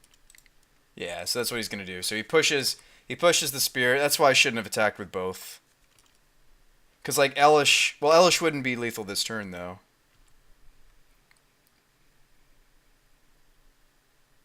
So you have like Thought Scour, that would do it.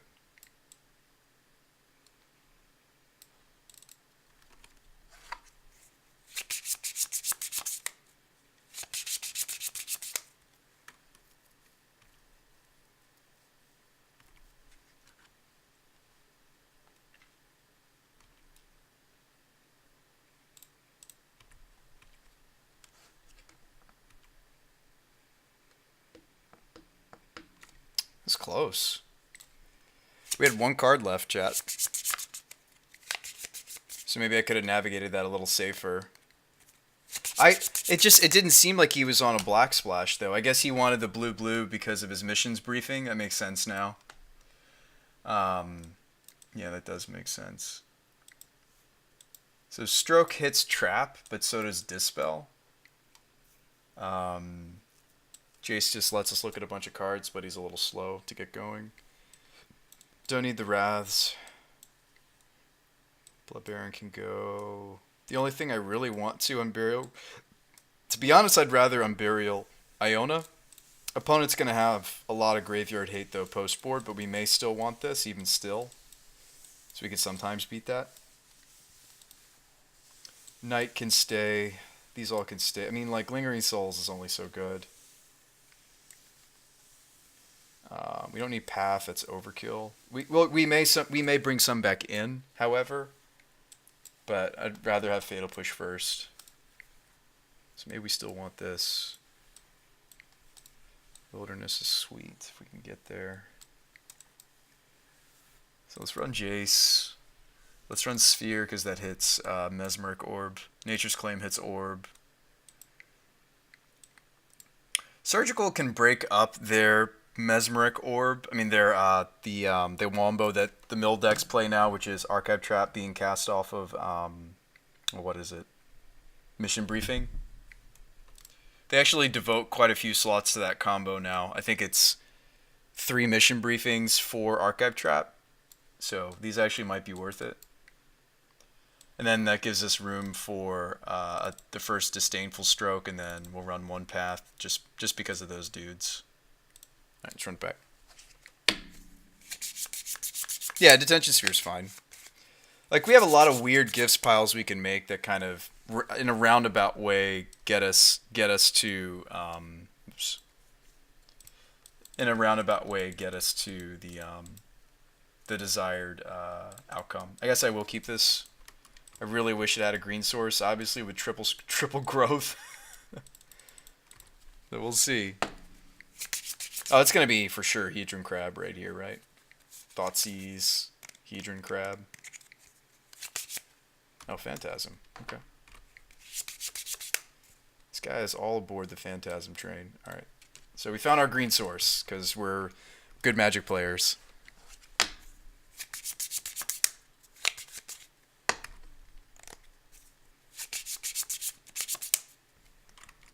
Oh wow, it's 1 in the morning.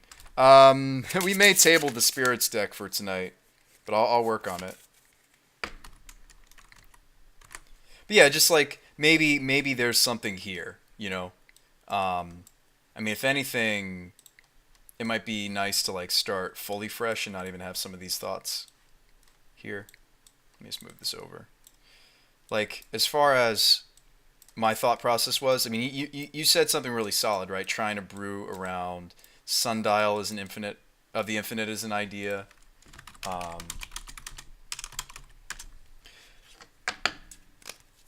Because like Angel's Grace, while it lets us cast Pact like the first time, I mean, my real problem with Sundial is that you give up your turn. because this happens in your upkeep. Like, I'd rather find different ways to get around this. You know what I mean? That doesn't mean like. I mean, like again, like you were looking into ways to abuse this, right? Geist is an example. Flickerwisp is an example. Like there are ways that we could abuse this effect, to the point where you could justify 2, maybe even 3 copies of it. Right? You said Flickerwisp. I think that's maybe the strongest. Like some of these blink effects, I'd probably rather play than maybe even Geist. I mean, sure, keeping the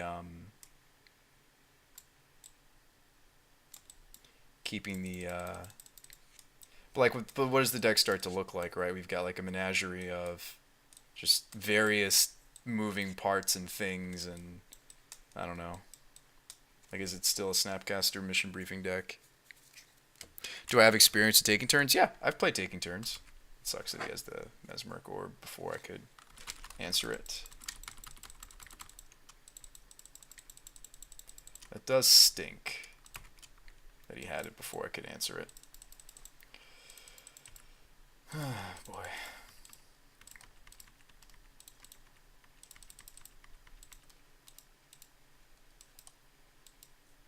Just due to Archive Trap, we really don't want to fetch if we can help it.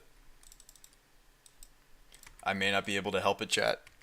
They actually operate relatively sorcery speed. Mill does. Nice, we get to put the Colonnade in. There's our own Burial Rites. I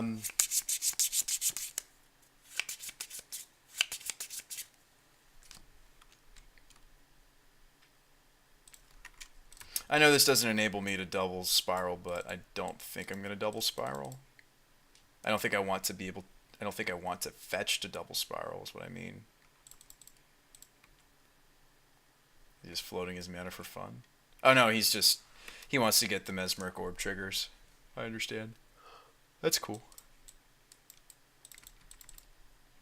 I will take 1.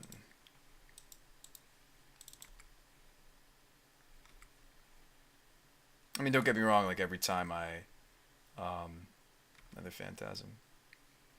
Every time we mill a little bit more, like these guys are closer to being a problem. Blue-green.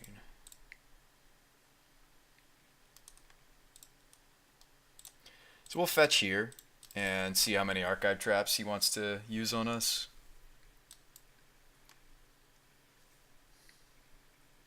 I don't really need the black anytime soon, right? Like, one of our main reasons to have black is already in the yard. Let's go Breeding Pool.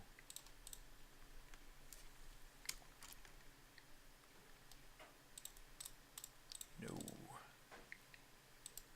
Like, it's inevitable we were going to do some fetching.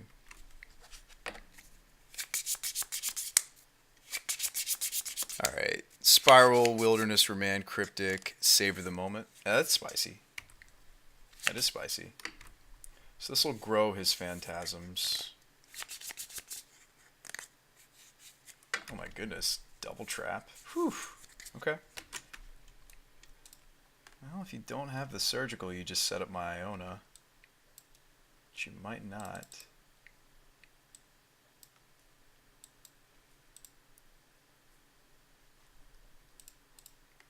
I mean, sure, his last card could be.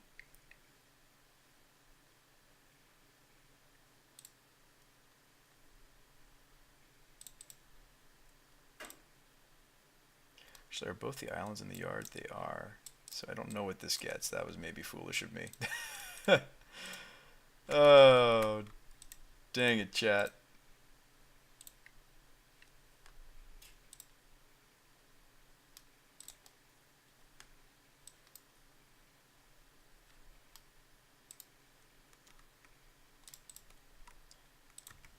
Well, I have an Iona.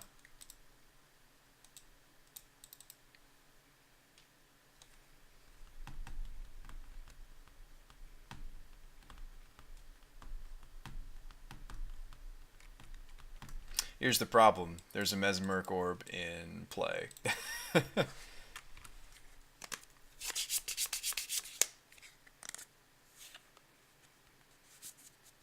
Now, technically, like a swing from us would be terrible, right?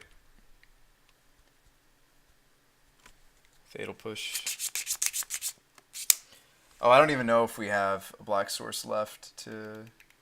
We do. Okay, that's lucky.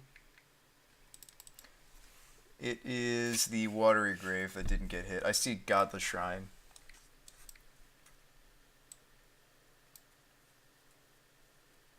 Yeah.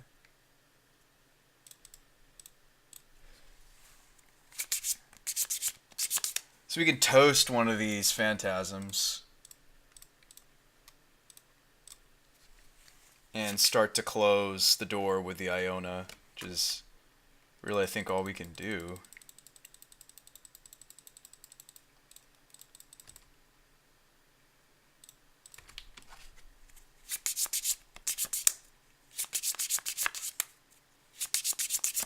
Can't really justify playing anything else. He blocks.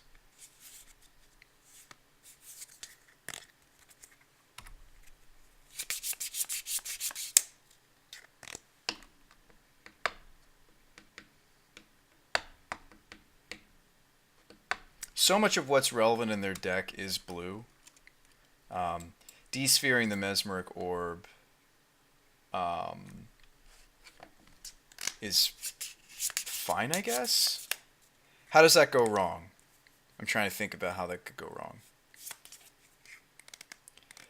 It goes wrong if next turn he plays another Mesmeric Orb. Actually, I still lose if he plays another Mesmeric Orb next turn because Iona's tapped right here. So they need... Well, actually, no, that's not true. Because we had 2 cards left in our deck. No. Second Mesmeric Orb does win for the opponent here. We have to go to game 3 if he does have it. Hope he doesn't have it. Don't have it? Yeah. Whether or not we desphere the first Mesmeric Orb, second Mesmeric Orb wins. This card's nuts. This card's very important to their deck. It's good. It's quite good. And I don't even want to hear any arguments that, oh, well, Colligan's Command. Like, no, this is a good card in their deck, for sure. Think about how many cards this has milled during the course of this game. A lot.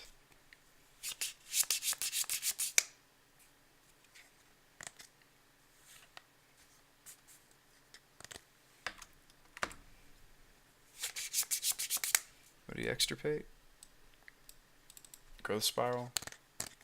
I guess he's just trying to guess what's left in my library.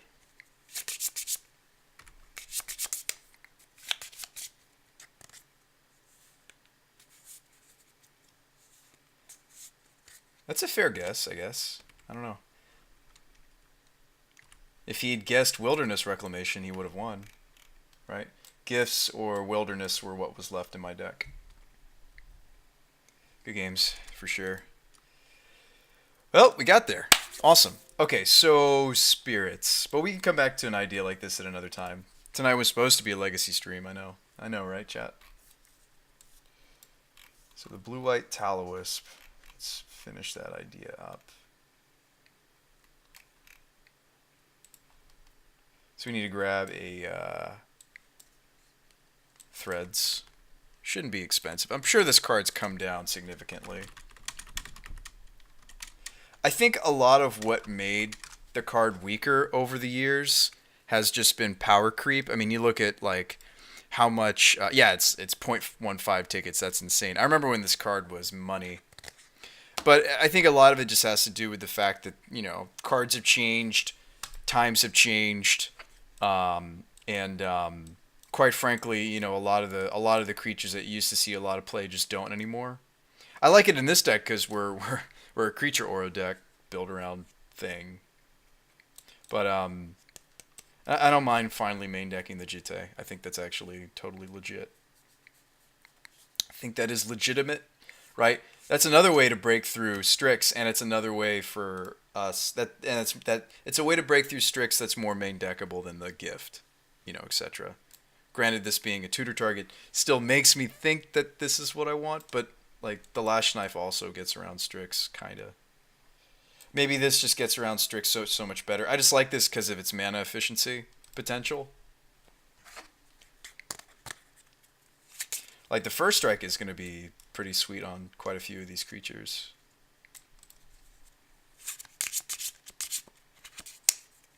I think that's really the only reason I want to test it, is it has to do with the fact that we get to pay for it with, like, by tapping like Wanderer or the Wisp itself, we get to pay for this, which is kind of cool. Like you can't discount the benefit and legacy of discounted spells, alternative cast spells. Really, really nice. So let's see if this comes together. We did okay against our Death Shadow opponent. Actually, we ended up beating them, didn't we? We were just playing the practice room, though. Or no, that's not true. They had the nutso, right? It looked like we were winning, and then they had the nuts, right? Yeah, Jade, you have a nice night. But that is cool, Dr. Doom. I wish you luck. So for those of you that don't know, Savor the Moment, that's the it's the extra turn that it's okay, hang on. Savor, that was like Lorwyn block, wasn't it? Savor the Moment. Or am I thinking of a different Time Walk? Yeah, no, it is. It's the one that gives up your turn. So, you you skip your untap, right? So Reclamation gets around the drawback of Savor the Moment, which is cool.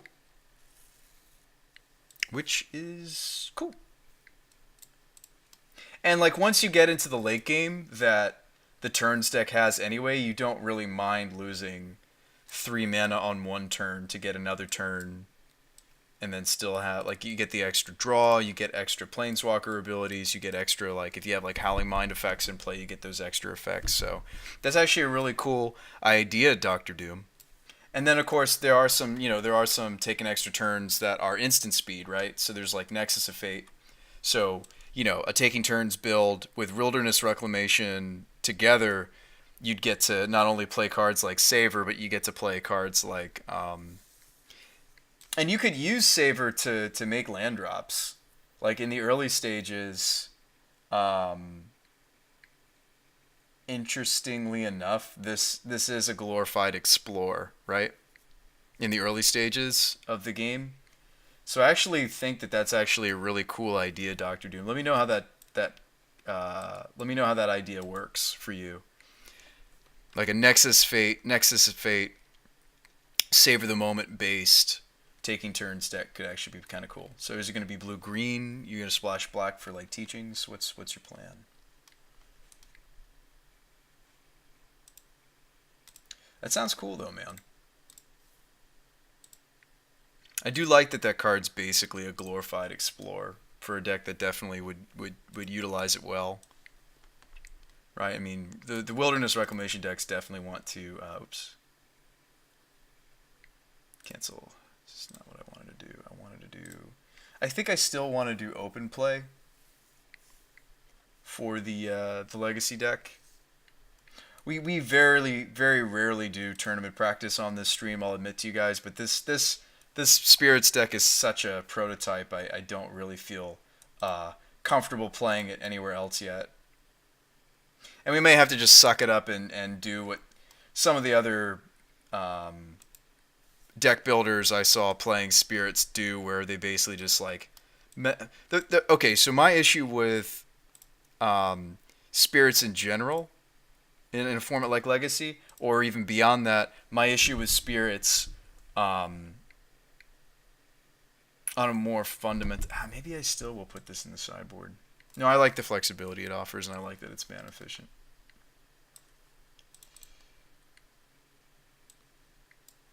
And it seems great. Keep.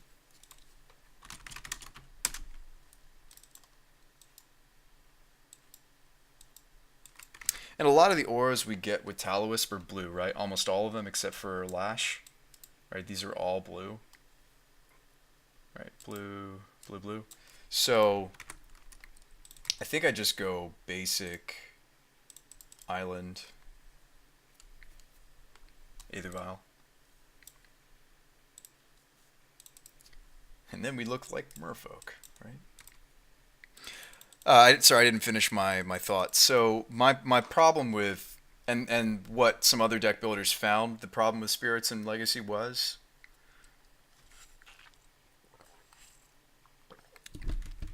had everything to do with the fact that you were basically just like especially the ones that were playing the Stoneblade package, they realized very quickly that we should probably just be playing a normal Stoneblade list. Is a lot of what happened. And that happened with two of the different Spirits decks that I watched.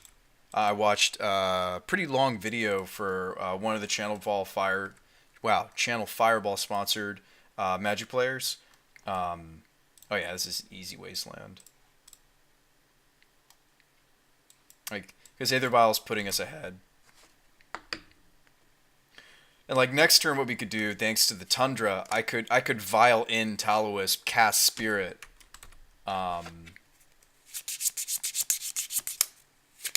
get a trigger. I'm assuming my opponent's a variant of Miracle, so I'm gonna want to go get the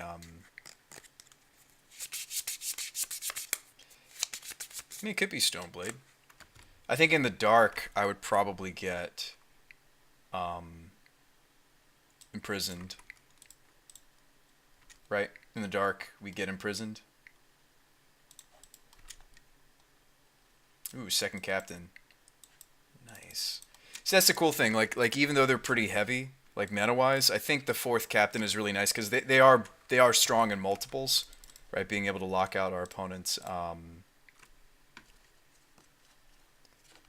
Yes, put this in. No guarantee that the Spirit of the Labyrinth isn't going to get dazed, but at least we're getting the trigger.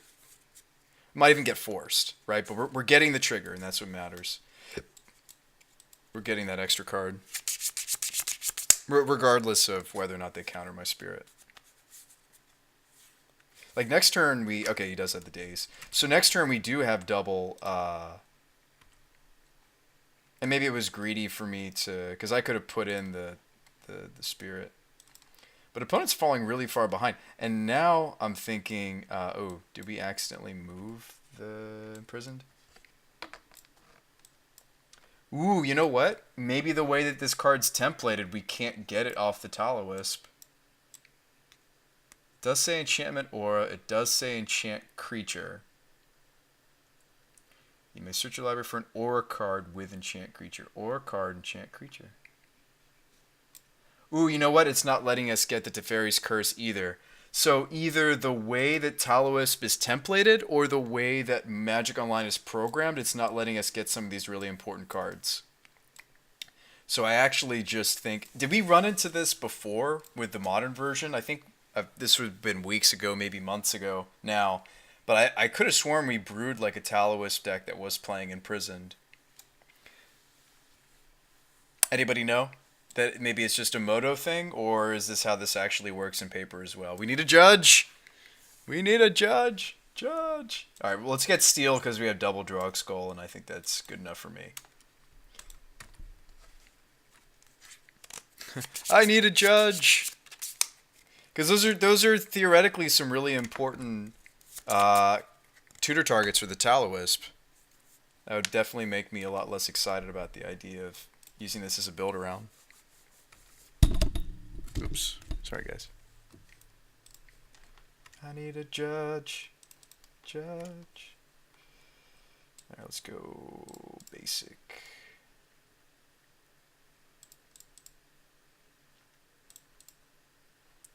Captain. Get another trigger. Yes.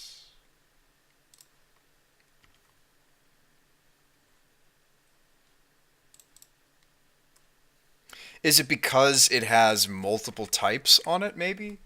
Like, maybe Spiritowisp is templated in such a way... I'm not going to quickly assume that Moto's programmed wrong. I mean, yes, that happens all the time. But maybe because it specifically says Aura card with Enchant Creature, even though these have enchant creature, this one says enchant artifact or, and maybe the way that imprisoned is templated is also like or. These are all or clauses.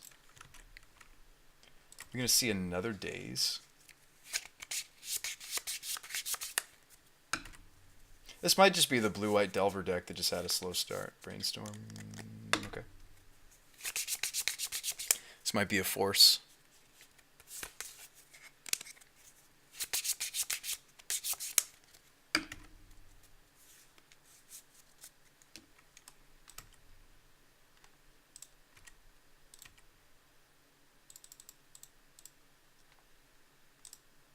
I'm just disappointed because those were some of the stronger tutor targets. Like, I'm almost ready to, if that really is the case, I'm almost ready to throw this idea away. So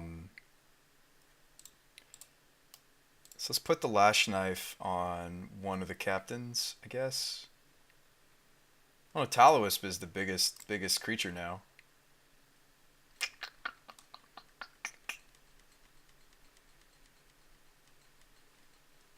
It has the best stats too. I guess it technically makes sense to put it on the Spiritowisp.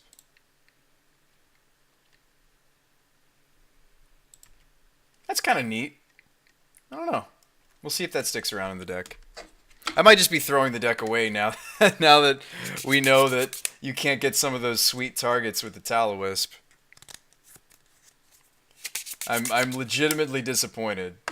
Like, if all that the Wisp can get is the utility, like, okay, so let's fast forward for a moment because it doesn't look like we have any judges in the chat, right? So let's fast forward and say, yes, okay, maybe these really don't work, right? But these do. All right, threads, control magic.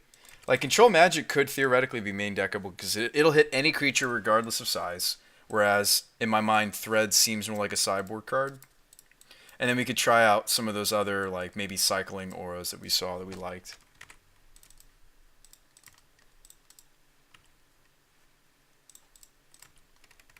I don't want to show him that I have tower. So we'll put steel on a... No, we'll play around days. I mean, as much as I don't want him to know about the tower. We'll put steel on a captain.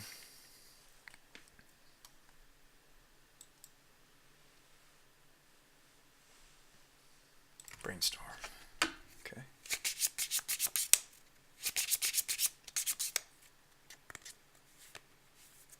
And my opponent did a whole lot of cantripping and a whole lot of nothing.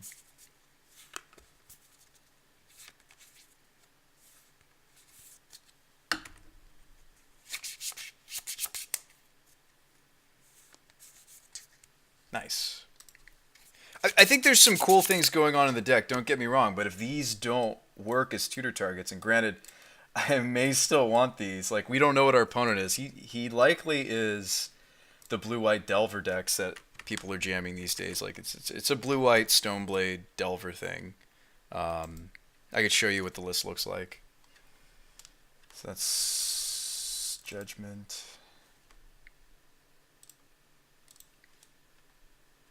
Spyglass.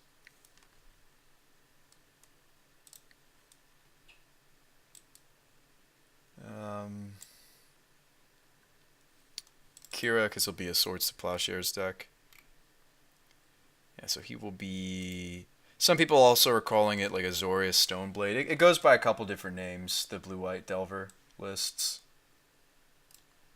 So, this is pretty stock. Could even be what we just played against. I mean, it's never going to be card for card, obviously. You know, that's the beauty of Legacy, for example. Like with Brainstorm, you're able to play lots of, you know, spice. So it'll be a back to basics thing. What is he going to bring in, I guess, is what I'm thinking. He'll bring in the disenchants, probably. The explosives, for sure. Explosives we can turn off with... Like, I see quite a number of cards that definitely relegate the... And, like, we'll still play Curse and Imprison. Like, they're good here, technically, but they're just not tutor targets, you know? So that's kind of sad. Threads grabs Delver, it grabs Stoneforge. Control Magic's probably too much mana, but it might still come in. I don't really want Forces if I can help it. We don't really care about the Lash Knife, do we? We need that nonsense. We don't need Remorseful Cleric. He's not using his graveyard at all. Those are just bodies. Bishop is grindy. I like this card. I like Hana as well. Yeah, Hana is definitely grindy. I don't know why I keep saying Hana. Is it Hana or Hannah?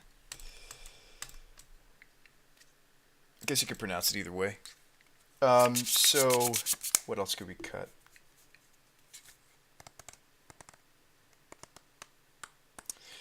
Mausoleum Wanderer is not all that strong in the matchup, to be perfectly honest. We know the game's going to go long. I might be interested in cutting on some of those things. This unfortunately doesn't hit all the things that I need to. Well, we'll try out Hokori. I'm not going to play the control magic. We'll play Hokori. Right? I mean, if we're going to run that card, like, when else are we going to play it? Oh, wow, we actually have white for Judgment. Keep. Granted, I could try to mulligan for a hand that...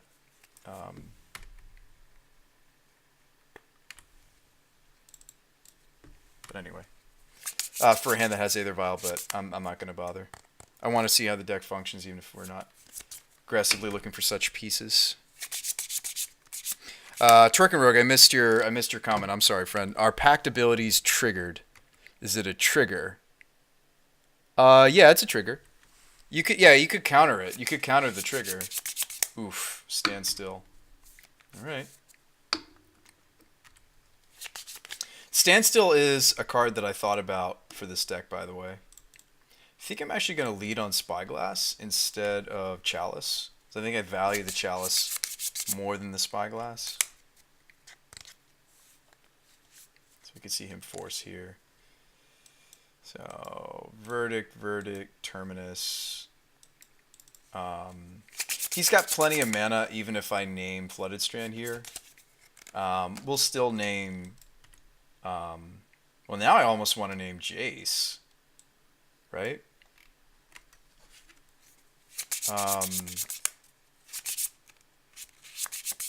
Let's see. So his hand looked like a Miracle's hand. That would make sense with how he played last time, except for the Daze didn't make sense. The Standstill and the Daze makes me think he's more of a Stoneblade variant.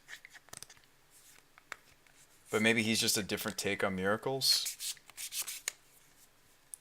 Both of those lists would run Jace the Mind Sculptor. And the Terminus gives away that he has Jaces. We don't... It's not guaranteed that there's Stoneforge in the list, even though that was something that I'd guessed. So we'll blind name Jace here. His hand was just a bunch of sweepers. Now, don't get me wrong. Do I care about Supreme Verdict? Absolutely. Absolutely, I care about Supreme Verdict. But like Spell Queller can kind of get around it in a way. He didn't show us Wasteland, even though he was a Daze deck. I've also seen Daze in Miracles before to play with, because it plays nicely with Mentor. Oh, I didn't need to do that. I was just trying to put Chalice on one, I think. Oops. I didn't need to fetch yet. Oof. Top deck Spell Pierce. Okay, you got it. That sucks. Well, I hope we get to... I still wanted to play my Arid Mesa there, I think. We're hoping to tag a land with Wasteland, but it may be irrelevant. So, Tower of Power. I hate to spell quell if we're not getting a spell out of the exchange. We may be at that point, though, chat, where I just need to put a clock into play and kind of work through these verdicts. Oh, trust me, like double Supreme Verdict is pretty insane, but like we have to pressure. We're not obligated though to like I don't have to quell a verdict and then like if he finds swords, then he finishes off the queller that has verdict underneath of it and then we lose both of them. I may just want to let him 1-for-1 some of these quellers and just use them as flash threats. leading up to the Geist of St. Traft.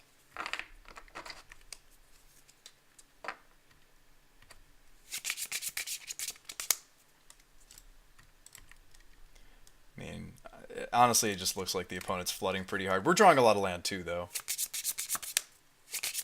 That sucks that we lost the Chalice to a top deck Spell Pierce. Like we didn't see Spell Pierce off of the Spyglass. He top decked that. It was relevant. It was relevant, chat. You liked naming Jace? Yeah, I think Jace was fine. Like the Terminus in his hand definitely, made me think that was the case. Null Rod. Okay. I guess my opponent assumes I'm a Stoneblade deck. We're not playing Stoneforge Mystic. Which, okay, for all that it's worth, I'm not going to sit here and say I like that we're a white creature deck not playing Stoneforge. I'm not going to get into that, but yes, there are cards like Call Against Command and I guess occasionally Null Rod. Bishop. I still really don't want to play another creature into the, like, my opponent's hand is triple sweeper. I don't think I'm in a rush to even play something like, well, Bishop is weak because of Null Rod. Okay, we actually do have one card that cares about Null Rod. We drew the one card that cares about Null Rod. Bishop. Oh, no, we have Aether Vial. He brought this in for Aether Vial. Sorry, we have 5 cards that care, right? 6 cards. 1, 2, 3, 4, 5, 6. We have 6 cards, actually, that care. All right, so we'll just let him have this Queller. We could fight, right? We could fight. Right? Like, I could quell this verdict, and then we just should try to protect. We just lose them both. I mean, I think we should just start slogging through these sweepers. But I still want to deploy another threat. Like, I want to make sure there's always a threat on this table. Oh, boy. I mean, don't get me wrong. I could imprison the Null Rod just to get the value off the Bishop. I'm not going to do that. Like, we're sitting pretty, chat. We just hang out, keep a threat on the table. Ooh, okay. See, now I wish I just deployed Geist. Not that I would really want to be tempted to counter a Brainstorm when we see that they have other sweepers. He's probably gonna put the Terminus on top, unless he fetches, which he might.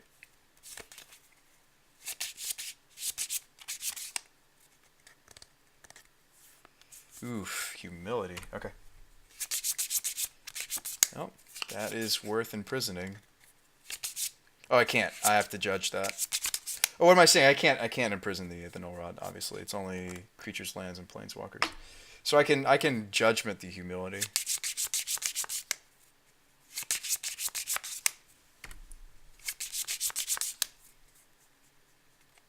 I'm so sad that Chalice didn't resolve. We may very well lose this because of that fact. Also, I don't know why I haven't wastelanded their Tundra. I should have wastelanded their Tundra during their upkeep. Like a million years ago, I should have wastelanded. I know they've made so many land drops, like it feels like it doesn't matter. It feels like it's not relevant. Or maybe I should wait till they draw like Crocus, but...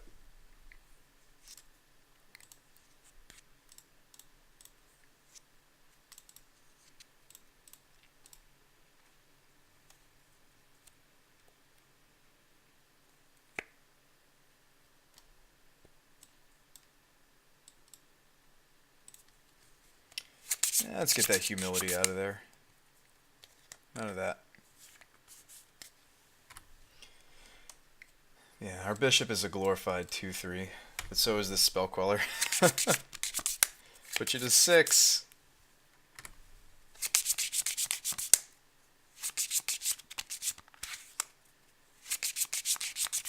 Ooh, Mishra's Factory. That's sweet. Yeah, this would make sense with the standstill. I guess he's just like a blue-eyed standstill. Okay. Well, now we know for when we're boarding next game. Could have sworn he was like a Stoneblade. Like, the days seriously made me think... And the days might just be here to help him stick some of these pieces, like standstill. I actually would assume that he's maybe a... ooh, swords. Okay. I would actually assume that my opponent is actually more like a... perhaps... yeah, there's standstill. Like maybe even like an enlightened tutor deck, just because of the some of these pieces. All right, kind of just like playing this dude.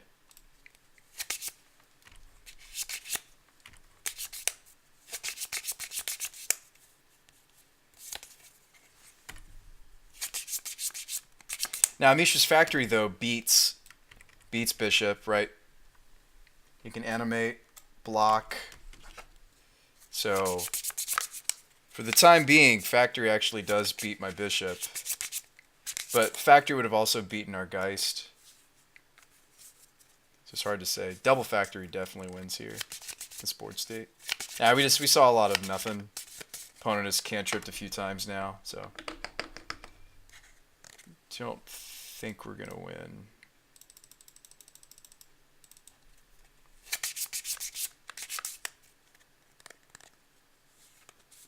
Nah, that's okay. Like double Factory beats my. I don't have a flyer. Oh no, his Bishop was flying. What am I saying? But the swords deck takes him out. So, wow, that was a lot of sweepers. But now we know what's up. We know now that what's important. Can keep the whole curry. Jite can go. Curse is interesting. I don't think we want it. Knife can go. Threads can go. Steel can stay. If we're cutting this many enchants, we obviously cut on these guys as well. So that's what I'm worried about, right? So especially since those aren't tutor targets, like moving forward, we'd have to make some pretty significant changes if we wanted to keep this engine. And I'm sure there's going to be more than one game where they come out though, like where there's just not enough relevant targets in the matchup in general.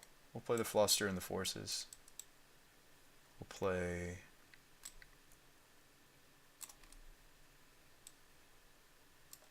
Well, I do need to be able to. I do need to be able to beat those. I was so sad that the board state got to the point where we literally were losing to bunch of Mishra's Factory. So how do we kind of get around that? More flyers is a way to do it. I mean, if we're not running the Wisps, I don't want the Lash Knife. I really only value some of these cards if they are tutor targets. So we'll just play the Clerics. It's clock. They're bodies. Bodies that are in our tribe. So we'll have to make some pretty significant change, right? I mean, if these can't be tutored, if that really is the case, and it's not just a moto templating bug, it's reading the card wrong. Like this specifically has to be an enchantment, an enchant creature for aura. Sorry, an aura type enchantment that says enchant creature and nothing else. This is more specific to build around, and maybe I'm gonna get away from it. This is a mulligan. This is a mulligan. That's kind of sad that happened that way.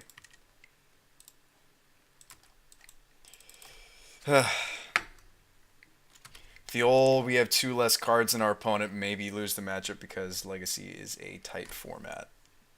Game.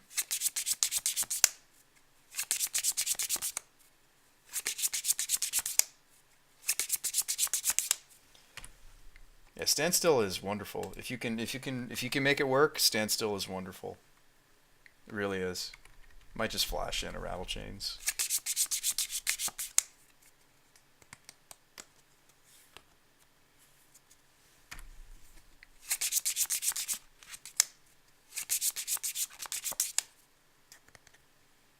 Search for Skanta.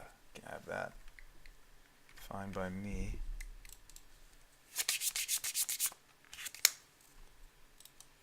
Yeah, it's a little disappointing that some of the tutor targets I was more excited about are not actual legal targets for the Wisp. So we'll have to get creative with it. It's fine. This guy likes his days. Well, now the Kira resolves potentially. Do I want to make sure that we can cast... We didn't see Wasteland out of the opponent. We did see Back to Basics, though. Or I would assume there's Back to Basics. Alright, Kira.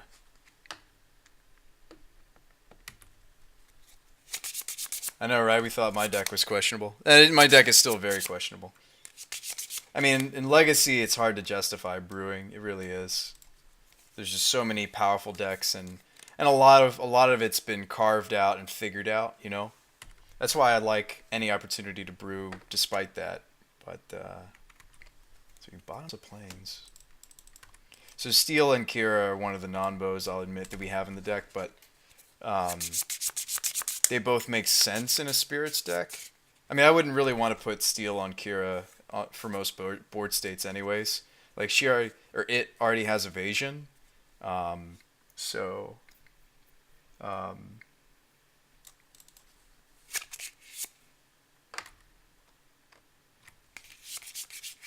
don't Back to Basics us, please.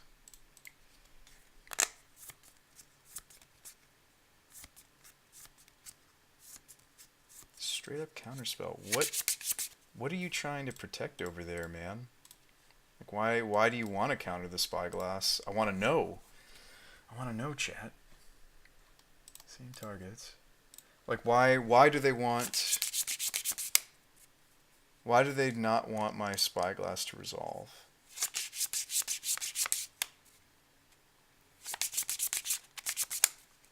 Oh, okay. At this point, whatever they were trying to stop me using the Spyglass on, I would assume at this point I can probably just force it. Like, I'm not gonna name Skanta the Sunken Ruin. I don't think. I mean, is that what they were thinking I was gonna do? We're a Wasteland deck. Like, I don't think that's what I want to go after.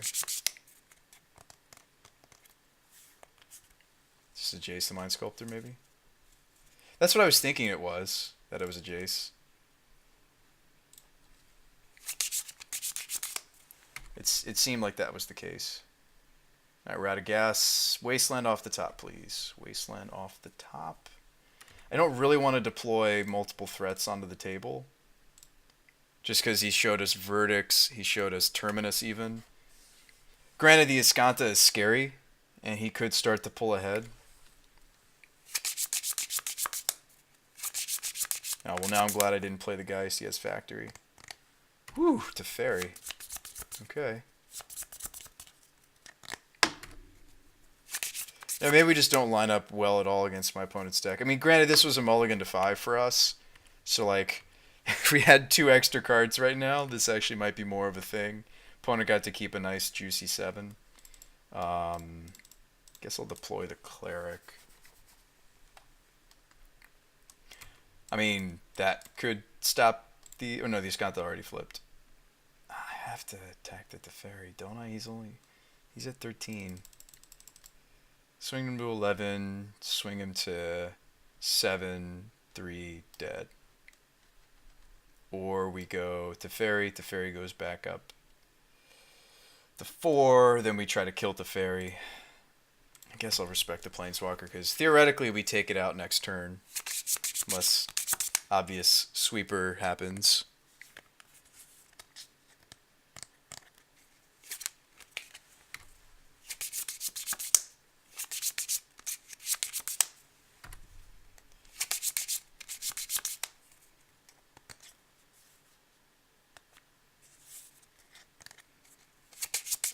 Opponent blows up the world, we play Geist. We try to use the Angel token to hit the Fairy? I don't know. Snapcaster Verdict? Snap Ponder?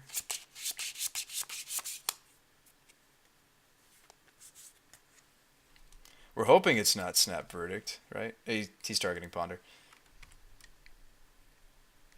Yeah, we're hoping that's not the case. He's gotten a lot of value off the Teferi, though, obviously. I mean, I've seen Search for Iskanta in some takes on Miracles in the past. I don't think we've seen it too much lately, but it is something that has existed in the format.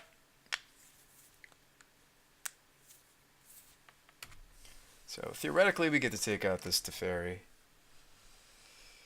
Opponent's gonna maybe activate his Iskanta though in the end step.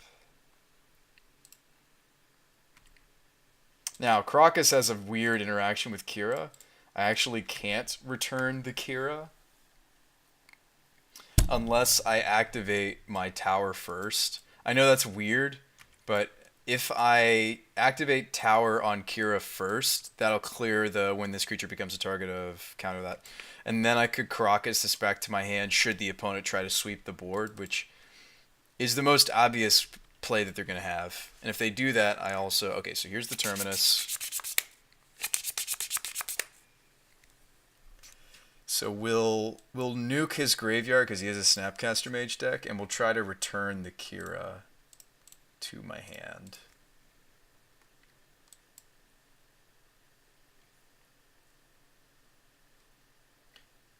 Well, actually, we should let him put the Terminus on the stack. This is me showing that I'm probably not planning to counter this. Yeah, we should let this resolve. I mean, we should let him put it on the stack, I should say, before we do this little cute trick with the Kira. I never even thought about that, getting around the getting around this effect. All right, let's return the Kira. Hey, what's up, Brian? And then we'll nuke your graveyard.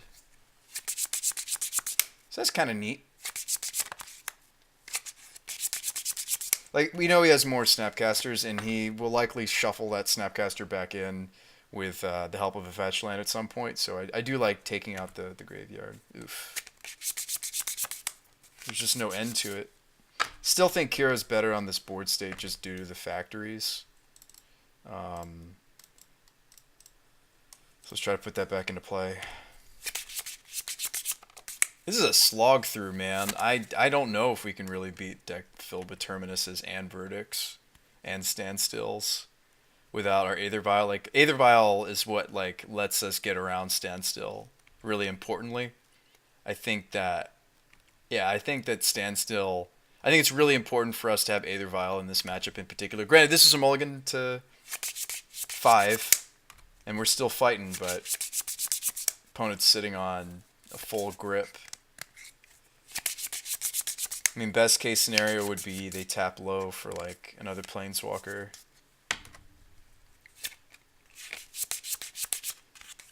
I mean, basically half the Judgment, the Humility.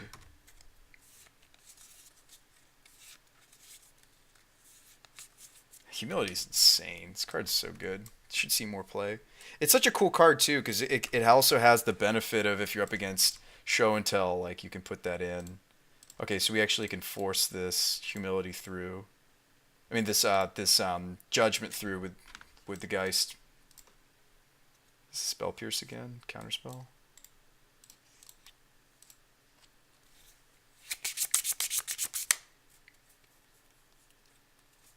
Looks like he has Force back. Are we actually going to get this off?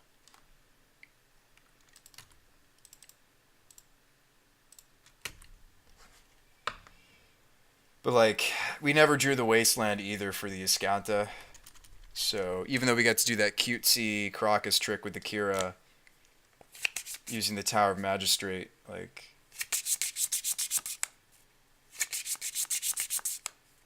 Chase, Teferi, Baneslayer Angel. Alright. Well, too bad that's not Lyra. I could Crocus it. I could see Baneslayer still be... I mean, like, in Modern, you can play Lyra, a split of Lyra, Baneslayer, but in Legacy, it's clearly Baneslayer. Yeah, it's clearly Baneslayer in...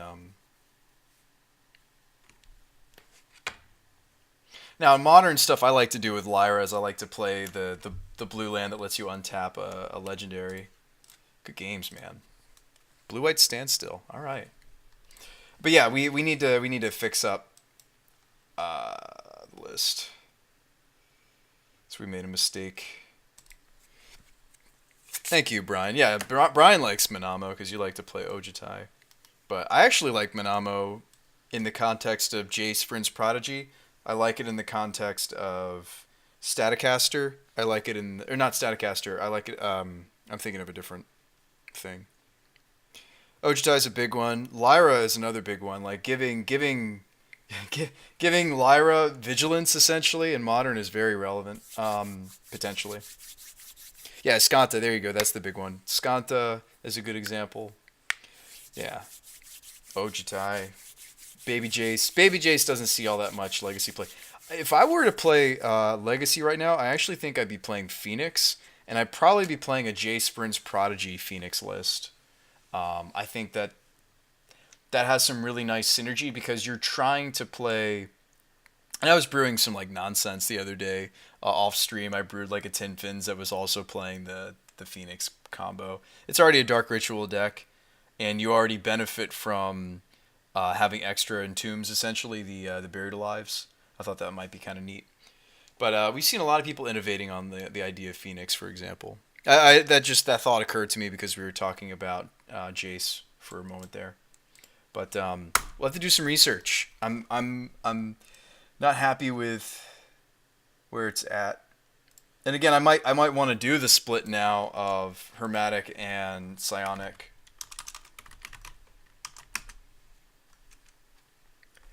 Just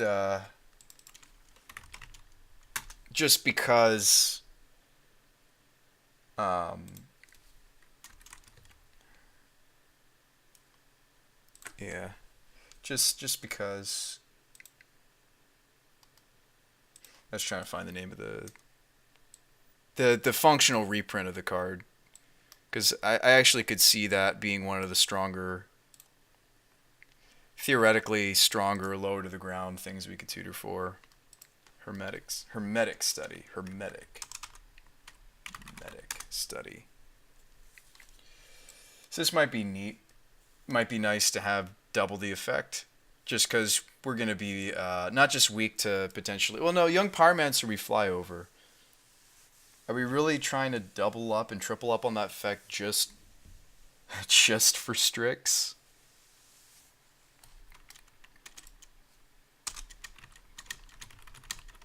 I mean, there are other ways we can break through Strix. They don't have to be in the Talowisp package. Like, there are spirits... There's spirits that naturally let us break through Strix. Like, maybe that's where we should be thinking. Right, so there's Waxmane. So as we cast spirits, we can tap creatures. Tradewind I've also looked at. This guy's interesting. He has a lot of mana, so is the Waxmane. You know, and tapping 2 creatures in addition to the Tradewind is a lot of creatures to tap. Sand Sower is also a lot of mana. That's the tap 3 and tap creatures to tap a creature.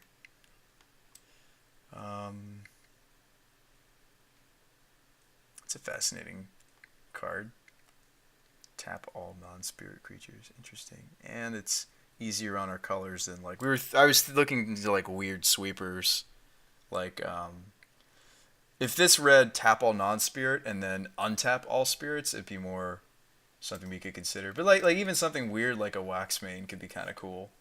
There were some other Bakus that were interesting. There was like the blue Baku. I think the blue Baku was better, but it was just so much more mana. Yeah, it's like if this was like 4 or less mana, this is the one that lets you return creatures. The problem again, it's based on the CMC. I mean, there's also the prevent combat damage spirit, and then you could start doing some nonsense like, you know, playing what is it? I could have sworn there was a spirit though that's like tap creature that's type spirit.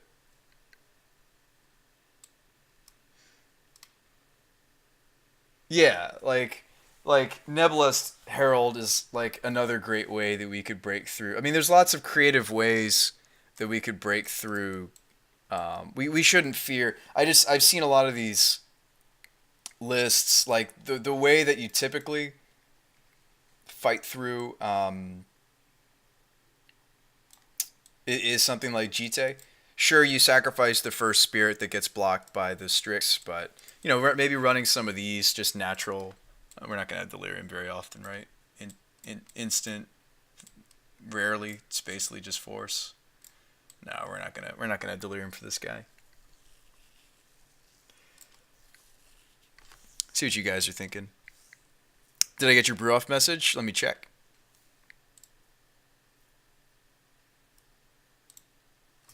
I don't think that I did, Brian. Did you email it to me? Did you Twitch message it to me? How did you send it to me?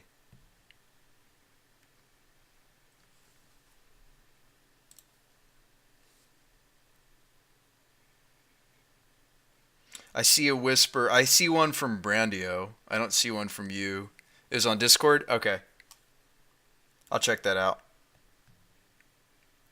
And you whispered it? Because I kind of like them to be super secret squirrel just between me and you guys. It's kind of more fun that way. There are others. I mean, this one has the added benefit of anytime other spirits enter, we get to tap more creatures. Like, this actually seems really solid. This could even tap down like a Merit Lage. I actually do think I really like this idea. I mean, there's also Dungeon Geists. My problem with Dungeon Geists is that it's a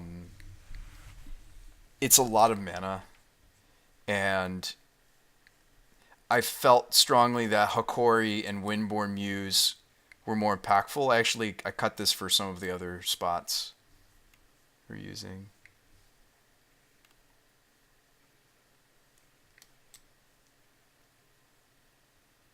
Tap or untap. No, I mean, just like this just gives us like an Anthem effect. Like every spirit we cast after this guy, and he has Flash on his own, will give us the ability to tap down creatures. So I like this idea.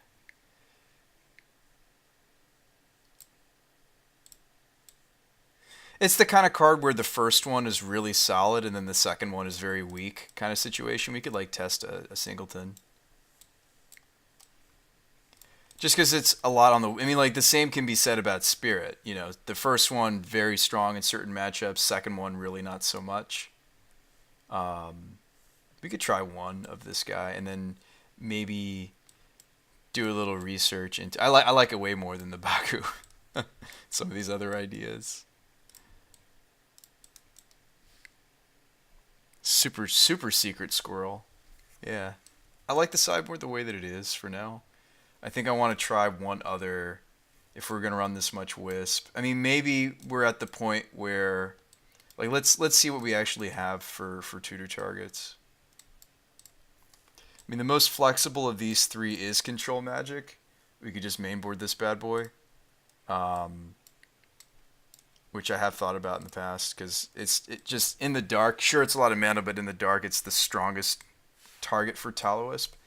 And then maybe even cut a Wisp because we just haven't, like, now that some of those other options are out as far as playability are concerned, I think that they just don't work with Spiritowisp is what we found, right? We found that the hard way that the ones that had more than just enchant creature text, that it was like enchant creature or artifact or land, those specifically just it won't find them. And I don't think that's necessarily Modo. I don't think that's specifically Modo being wrong. I think that actually might be tap all lands. What? That's awful. But yeah, I think that actually might be the case. What if there are other, like, cards that have to do with spirits that aren't like actual creatures? I'm just curious. There you go. Spirit Dancer is no, he's a wizard. Is there like any angle we just haven't thought of outside of like going into another color, chat, which I don't really want to do yet? Like, is there other? There's an Anthem. It's still much worse than Captains. We could play the 2-drop guy. There is the 2. My problem was he was a little vanilla in my testing. Was one of the reasons why I went away from the 2-drop Anthem for spirits. I'm not saying it's bad. Like if we want to improve our clock, that's an easy inclusion, right? Is the new 2-drop Anthem.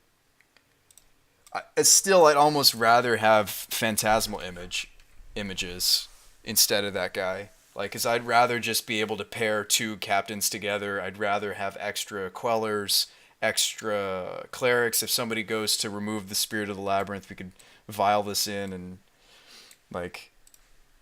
No, I mean I'm fine if we end up cutting a Wisp just because they really only have one, two, like three, four, five auras that I'm happy with at the end of the day.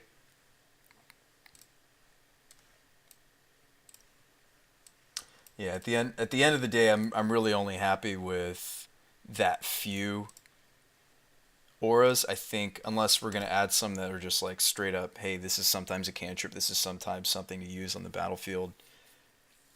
I think I want to go away from that and maybe just add more images because again that ensures more copies of some of the really important spirits, like more like each image is helps us to have the double captain wombo, helps us to have a queller into another queller play, which is actually quite strong. I mean, granted, that means we have to have Aether Vial, but we're on the play set of Aether Vial, so I mean, some of those plays I listed, you don't even need the second captain. I mean, the you don't even need Aether Vial for the Phantasmal. Like you can just cast it. Could get more. Could copy the Herald, right? But yeah, like that's kind of where my mind is. Or that's just the fourth force. I mean, four force is never necessarily a bad idea with Chalice, just because there's some matchups where it's just like Chalice is just so crushing that if you can protect it, if you can force it through, so to speak, it's just so strong. The only reason I liked Knife was just because it's so cheap to put into play. It's the only reason I liked it. And again, Jite doesn't need to be main board. I just kind of liked it because we were a little weak to.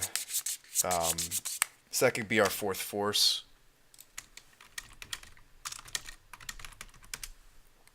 I think I'm fine with two wisps, especially if we only have three main board targets for it. I think any more than two just feels kind of weird. And then that gives us room for another Phantasmal. And Phantasmal Image sometimes gets to do some really spectacular stuff. I mean, like, think about like Sneak and Show or Reanimator. Like sometimes you're just like, okay, that's cute. You can show and tell an Emrakul into play. I'll have one too. So Image does have some other little small kind of cool things about it, for sure.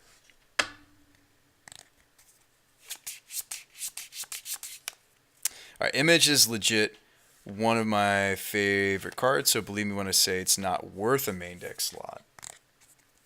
So you don't like the images?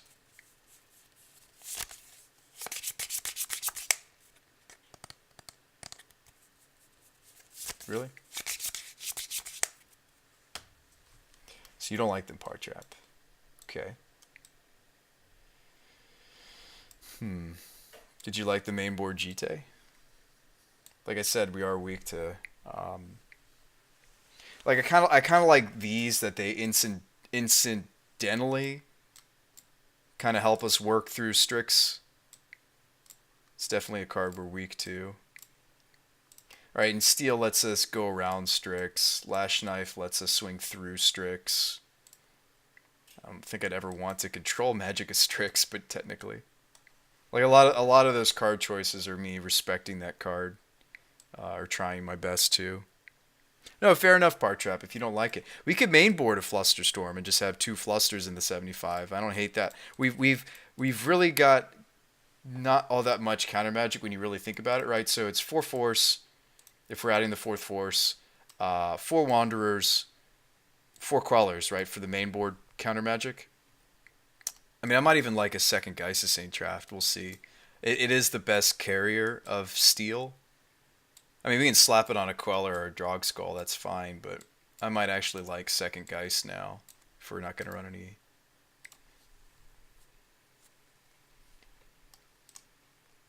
of these cloning effects or anything of the sort. I mean, I do like Geist in the deck quite a bit. A lot of that has to do with, yes, True Name is the better card, is always going to be in my mind the better card.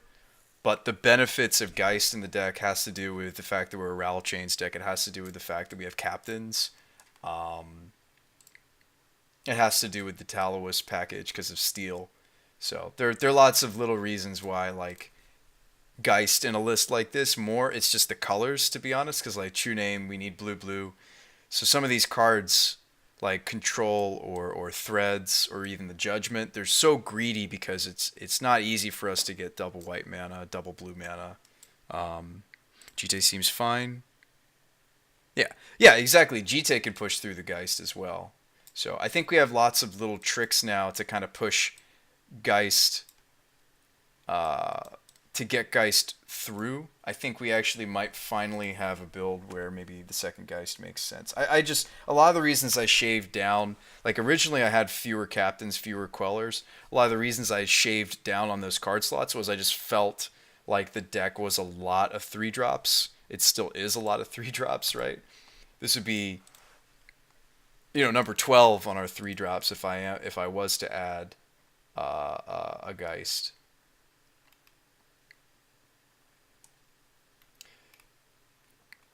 But I mean, there are other things we could do. Like Stormbound Geist is resilient.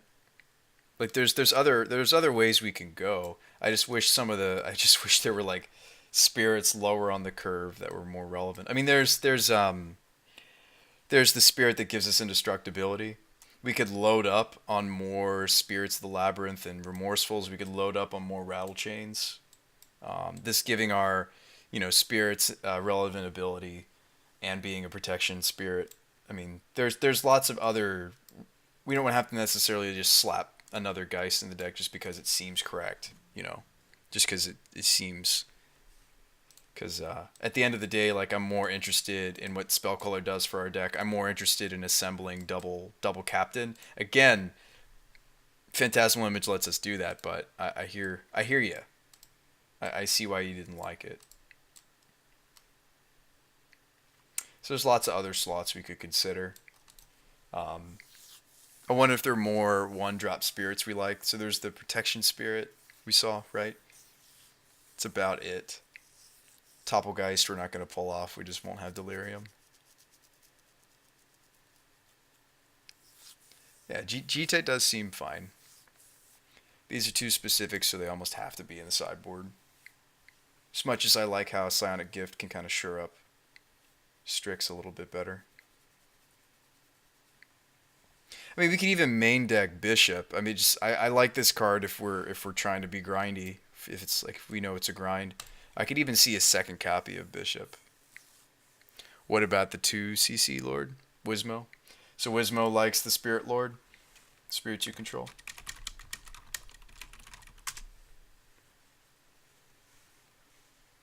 Might be inevitable that we end up playing 1 to 2 copies of him. I know, it's just meat.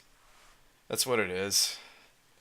I don't like this guy over the 4th captain, just because I think the hexproof ability is so relevant. But I certainly could get behind the 1st or 2nd copy of this guy. Absolutely. I think it's hard for me to justify not playing, right? Some number of this guy. And again, if we want to continue to be brave, or we want to just, like what a lot of these blue decks do, they'll put the 4th Force in the sideboard. That gives us 2nd Phantom, right? Wismo says, play it, it's blue. It is blue. You're not wrong, right? So how's our blue count? Because we have added extra vials and some other non-blue cards. Blue count is still pretty good. 23. I like to subtract that by 1 because you have to think about the force itself. 22. 22, 23 blue cards. Feels good for force. That's pretty normal. Obviously there's some decks that do a little bit better job, but I think that's a pretty nice split. Seems good to me. I'm pretty exhausted, guys, and it's uh, really early for me. It's 2:30. We'll table this. We can come back and finish and see if like some of these cards could kind of shore up some of the weaknesses, give the deck a little bit more speed. Get it in there. Play Stormcrow. It's blue. No, I'm fine with this. I'm fine with this, and I think we have plenty of creatures to carry the steel. Like I don't want to necessarily all in on the Geist plan. They're legendary for one, and two, without a little bit of help from his friends, this can be very weak in the Legacy format. Um, you know, without a little bit of help from his friends, right? Right. Without an Anthem or some of these things to attach to him, or maybe the Herald, like Geist can be very weak. So I'm fine with just a singleton. I'm fine with that. I'm not rushing to slap a bunch of copies of that card into this deck. And I think a lot of what makes this deck strong is Aether Vial, is Chalice of the Void, is Spell Queller, you know. And so you might be sitting there, well, Brew Spy, like I get that you want to brew a cutesy, Spirits Tribal, like in Legacy. Yeah, that was the whole point. I mean, it doesn't have to be good. I want to try to make it as good as it can be. That's kind of my attitude with decks like this. Nobody else is doing it for a reason, because it's been tried quite a bit and they just couldn't figure it out. And at the end of the day, a lot of them just turn them into Stoneblade lists, and then they and again, with us already having GT, I wouldn't be opposed to running a couple of Stoneforges, even still, as determined as I am to try to make the Tallowisp work, with some of this nonsense. With really the only sweet quote unquote payoffs being some of these like situationally really powerful effects. But like, Batterskull would do for us a lot of what Steel does for us anyway, with less mess, right? So it's hard. It's hard to justify trying to go in a different direction. That was what a lot of the other lists I observed, what a lot of the other players that tried to make Spirits work observed, and then they started realizing, well, the taxing effects of this deck, Death and Taxes seems to do better already, right? So like if you're going in the direction of Aether Vial and then you start playing Stoneforge Mom and you go in that direction of Spirits where the deck's almost pulled into, then you're almost just better playing a Stoneblade list, or you're almost better playing Death and Taxes. And then on the flip side, in the Aether Vial quadrant, and you're looking at Chalice, like Aether Vial Chalice styles of decks that want like taxing creatures, again, you're almost better off going into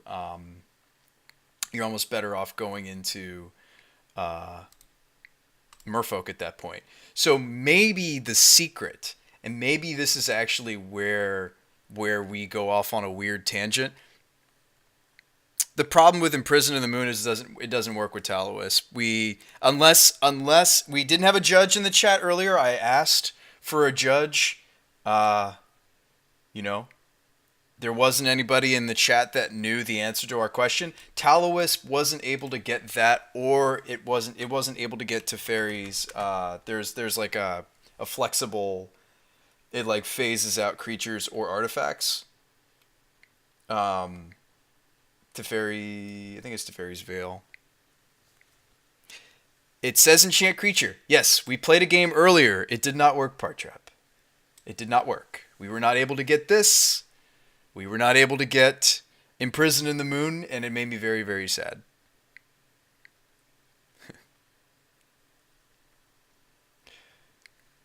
Yeah, I don't know, Part Trap. It didn't work. We tried it earlier. It was not a legal target. You blame Moto? I think it's Moto as well. I think there's a possibility that it's Moto. Does anybody know? Because if that's the case, then this actually could be something cool you do in paper. And because getting like both Teferi's Curse and the Imprisoned obviously is sweet. Like, Curse lets us now hit artifacts, and it's a little bit more mana efficient than the other. And then, of course, Imprisoned in the Moon hits Planeswalkers and lands. Yes. I don't know. Any judges?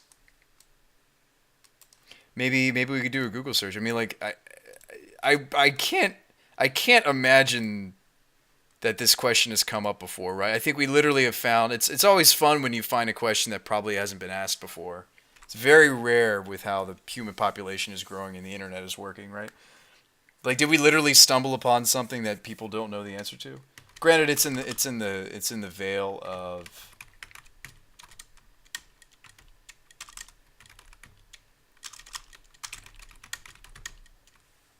So we're saying Talos cannot find what? The fairies veil or imprisoned. That'd be sad, and then it would be. All right, here we go. Seen a lot of posts. Fetching cards with enchant creature exactly. I'm confused. Imprison in the moon specifically says enchants creature. Does that mean it might be the target?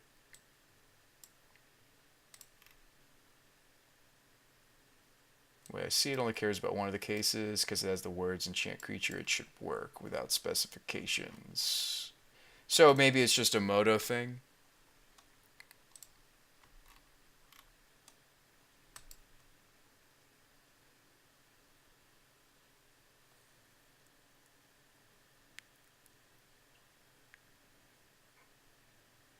Why don't you play Metamorphic Alteration? Yeah, we had a Metamorphic Alteration. I think we actually had two of them. I like the card. Yeah, because we can upgrade like Wanderer, or yeah, we can make the Talowisp itself into something more useful, right? Um, all right.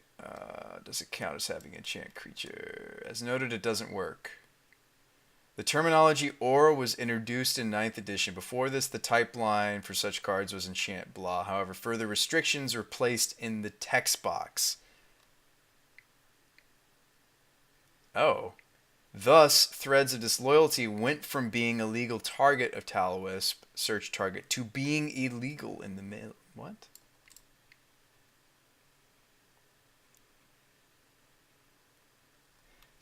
Despite people's downvotes, this is the correct answer. Talos is searching for an aura with enchant creature.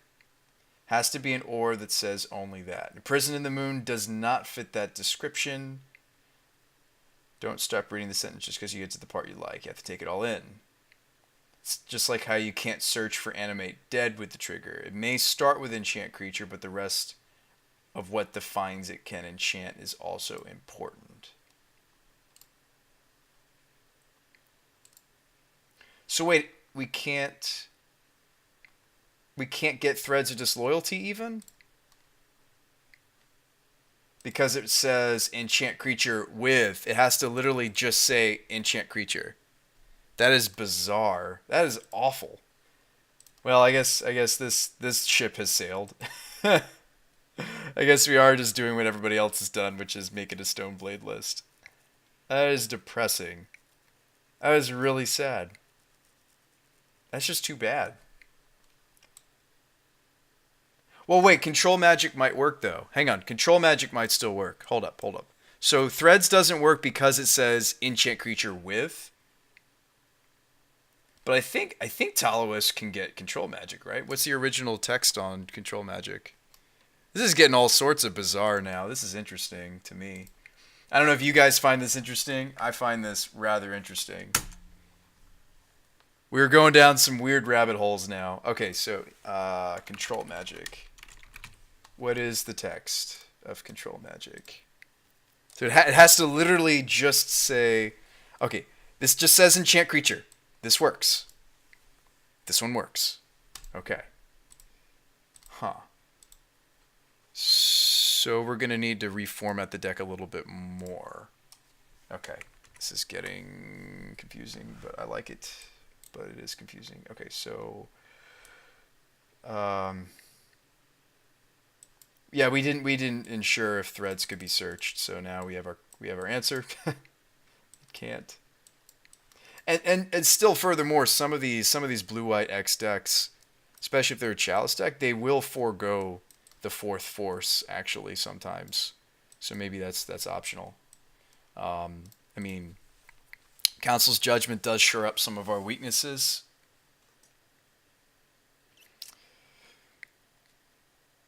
Magic is intuitive. Yes, it is.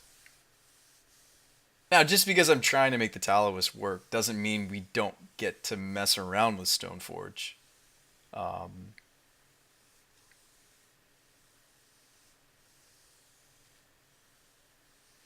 right, like we're already close, right? We already have one of the pieces. The other pieces would be Batterskull 1 to 2, maybe a third Stoneforge, right? Why not just play blue white Moat? Oh yeah, Moat's a cool idea.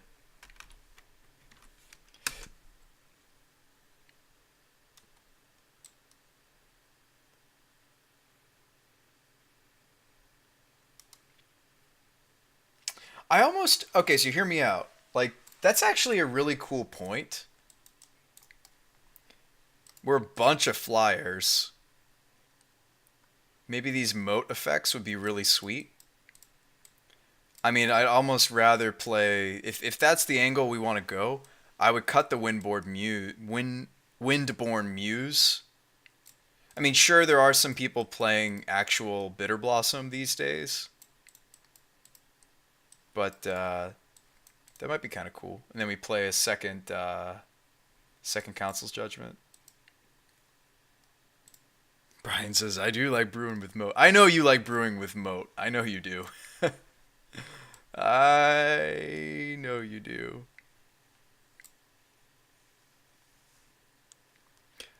Ike says, I play blue-white Moat. You do pretty well for yourself. That's fair. So yeah, control magic works, but the others won't. So we either need to get creative or we jump off that bandwagon. I want to give it one last shot. I mean, you guys know me. I don't like to give up so easily. I'm not quite ready to give up on the wisps. I know. You're like Bruce Pye. Just let it go. Just let the card go. I can just hear it in my mind right now. There's somebody somewhere, right? Who's in the chat here, who's hanging out, and it's just like, please, for the love of magic, BrewSpy, let it go. And I just won't let it go. I just won't do it. No verdict. Why not go that way? If I was to play Verdict, I'd be playing these guys. I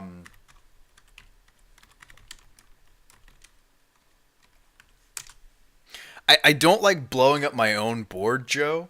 Selfless Spirit could theoretically let us break parity there, right?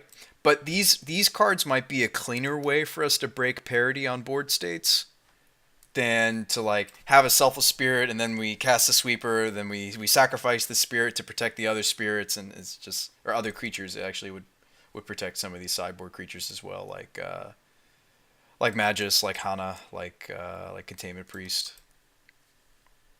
Does it make sense? So like I kind of like the idea of these sideboard moat effects instead because they break parity. And I would play the split just because we're an Aether Vial deck, so it's kind of nice to be able to just vial this in. Sucks that Magus of the Moat doesn't have any power, but what are you gonna do? Also, this gets protected by Kira. We're starting to get to the point where we have a lot of important enchantments, or well, I should say starting. Because there was another sideboard card I was considering, especially once I added the Rest in Peace. It is 1, 2, 3, 4. I'm just doing an enchantment count. 4, 5, 6, 7. I don't think that's enough. I was considering playing what is it, Greater Oromancy? Just protect all the auras. But I don't think we're at that point. I think we're still figuring out where we want the deck to go, the direction we want the deck to go.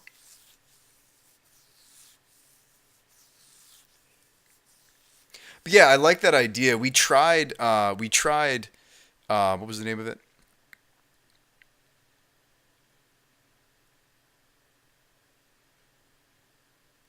They should have just let you get it with Talowisp. I know, right? Yeah, I agree, Brandy. I don't think it would break the game.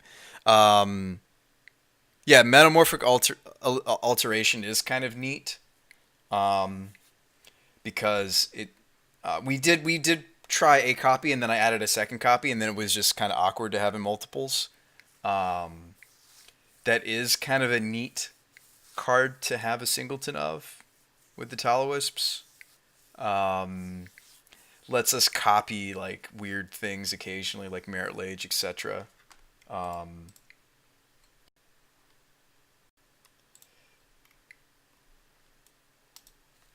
we could try it again. I think that it's an interesting, yeah, metamorphic.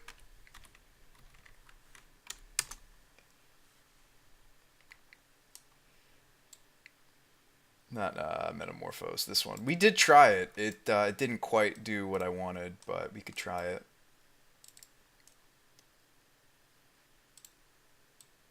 Then we have another sideboard slot. I don't think I want it to be another creature. I think it just maybe should be either the fourth force, second fluster, second surgical, even maybe. Let's see what we got. Two remorseful clerics. We've got, and then the sideboard is priest, extraction. Rest in peace. We might want another surgical. There's quite a bit of actually no, I don't think I have any more budget. We'd have to give back the modern deck we were playing earlier for me to get into another surgical at the moment. I think that's fine. I mean, if I can't think of anything clever, we just put the fourth force in the sideboard. Um, yeah, could be fluster.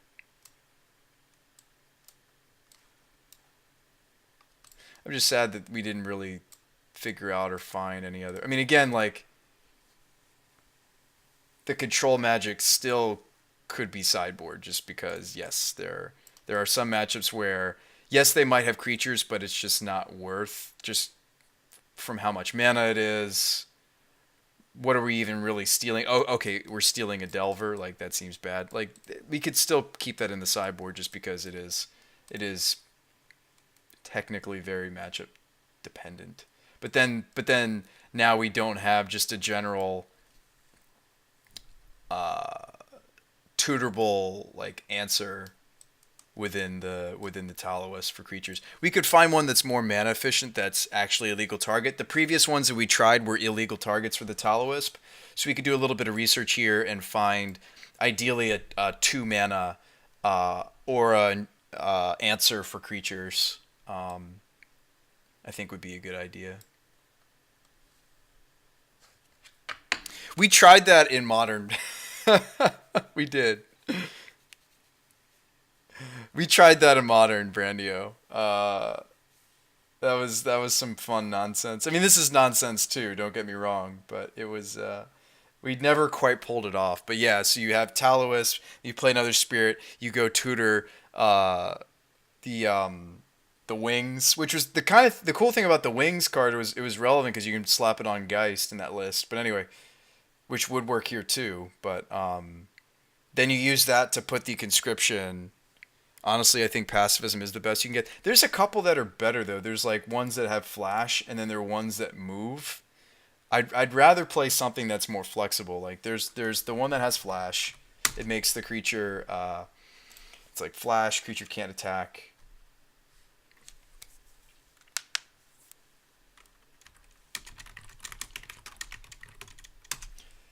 There's the Law Mage one. That's a little bit more mana. That's 3 mana to do that. Like yeah, Binding does it. I think it's actually creature it has Shadow is the card I'm thinking of. Yeah, temporal isolation, flash, enchant creature, and creature has Shadow. But I don't have any Shadow creatures, so I don't care. Now the problem with isolation is it doesn't stop. It's not going to stop. Uh, it's not going to stop things like Grim Lavamancer or like a Stoneforge Mystic, but it'll handle most everything else efficiently. Mana wise, it's a 2-drop, which is where we want to be because we're a Chalice deck. So this might just be where we want to be.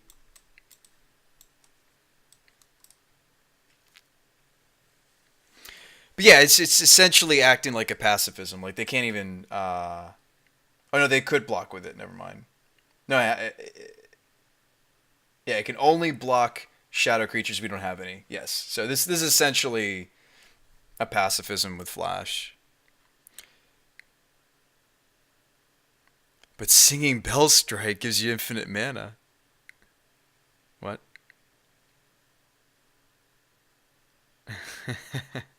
Probably not Brandio. But I'm pretty exhausted, guys. I'm gonna turn you guys loose. I know there's quite a few of you guys tuning in now that we're kind of the jank is really flowing, but I am exhausted, guys, and I got work tomorrow. Um, but thank you for being here. I'll grab these couple cards, and we can't test this version anyway. Tonight I need to give back um, the Gideon deck, and that not that takes long. I shouldn't use that as an excuse, but I want to kind of chew on this idea. I want to think on this idea. Actually, Moat's really cheap. Actually, we could grab these cards if we get the. I forgot on Moto, like you have weird things like where Moat is just insanely cheap on Magic Online. There you go. If you wanted to brew around with Moat, you got to do it in online, right? Card is still pretty expensive in paper, is it not? Let's do a little bit of research here. How much is Moat these days? It's about $800 in paper.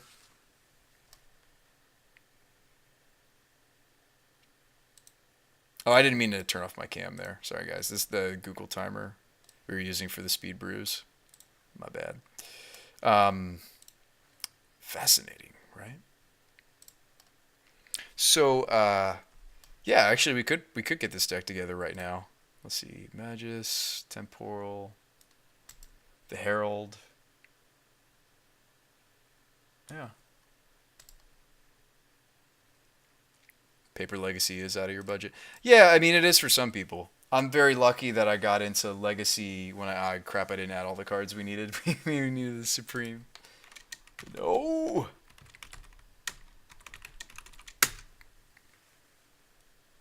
It's so vanilla. Why do we even want it?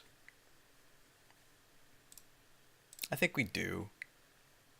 Like, indestructibility doesn't save us from Toxic Deluge. A lot of the sweepers that are popular in Legacy, like the big three, are Verdict, um, Terminus, and Deluge. So Toxic Deluge, we we can't use anything other maybe like a spell queller to protect us from that. Like Selfless Spirit wouldn't protect us from that because it's um, yeah, indestructible does not get around minus minus.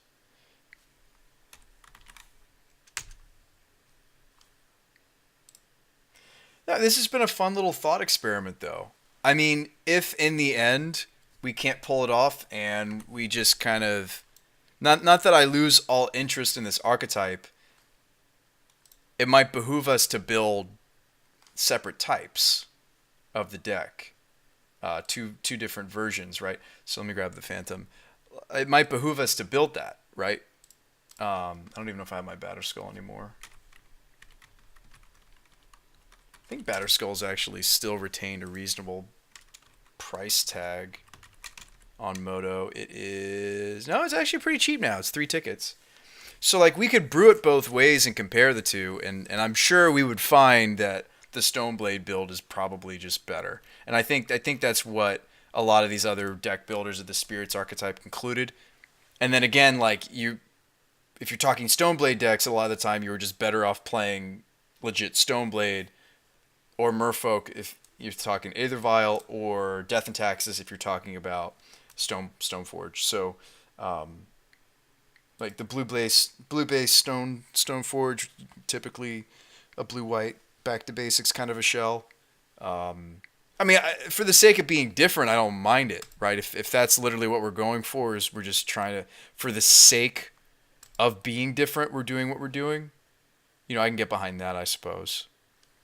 But let's open a new copy. Like, what would the deck look like?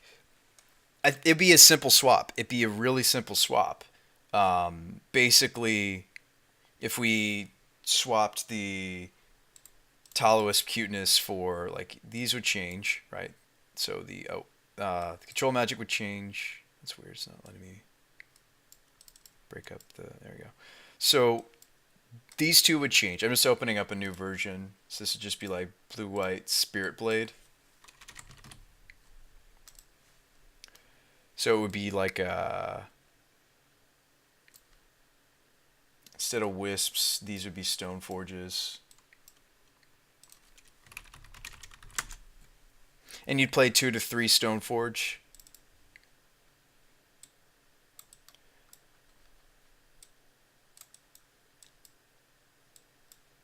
Just for the sake of keeping it simple, we'll try 2. But I would suspect that we're going to find room for another.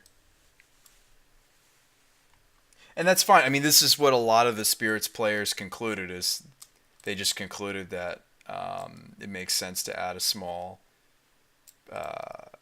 Mystic package. So I even like the third one. We cut steel. We need to up our blue count quite a bit, though. That is a very small, weird, minor weakness of this. I also think Phantom's a little maybe unnecessary.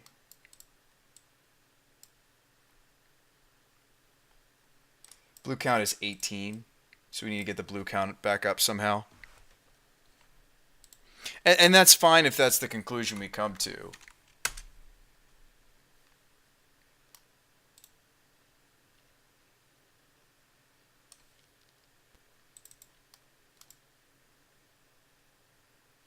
We don't have to reinvent the wheel, but again, like, we probably should still just be playing a blue-white Stoneblade.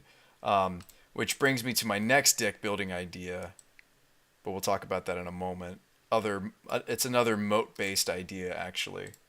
So this would benefit a little bit less from moat. Like, these are a little bit awkward now, just due to the Stoneforge in general. So that would change as well. So we'd have to strip it down a little bit and change a couple things. And other cards I like to consider when I play Stoneforge, I like to consider Sideboard Nahiri. I like to consider Sword of Fire Ice. I like Sword of Fire Ice quite a bit. Sometimes I'll even mainboard it. And then sometimes it's fun to talk about Manriki. There's actually quite a bit of people jamming Stoneforge again, which I get excited about because even though Colgan sees a little bit of legacy play. But yes, so another direction we could take this. Let's open a new copy. What about Mono Blue Flying Men? Do you guys remember that Gregory Hatch list? Anyone? I thought that deck was spectacular.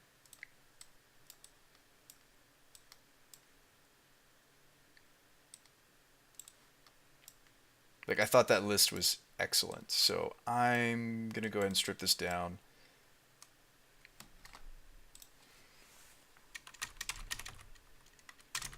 Well, actually, it's not mono blue. It was actually just a bunch of taxing threats is what it was. And then it was playing... it was a bunch of tax threats. It was genius. It was genius, though. I don't know how it would do these days, but it was a genius deck concept.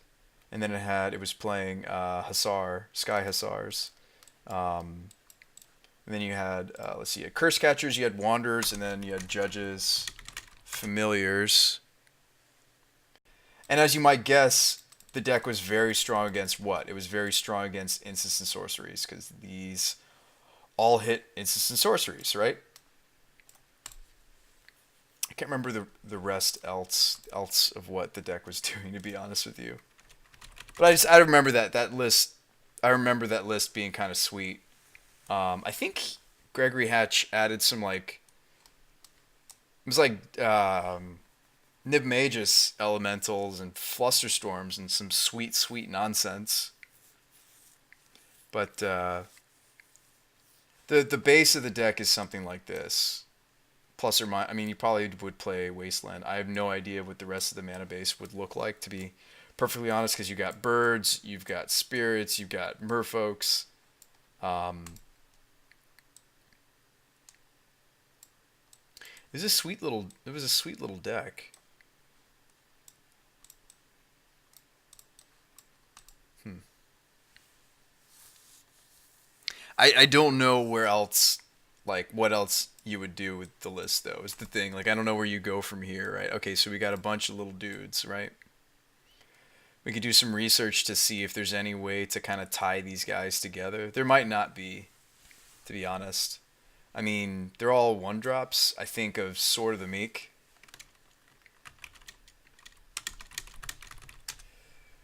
You can get Sword of the Meek back because they're one drops. I don't know. I don't know what other 1/1 synergy actually exists. But then it's like, why are you doing the Thopter Sword thing here?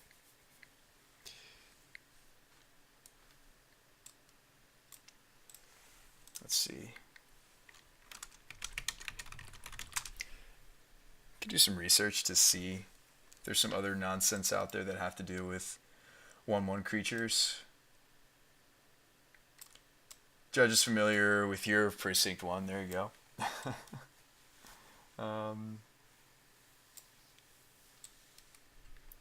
And see, now we're just kind of going off on a tangent, and I am indeed tired, I think, is what's going on. Whew. I mean, maybe it would be a Thalia deck. Like, the only spells we have so far are either Vile and Force. Everything else is creatures. So maybe it would be like a Thalia deck.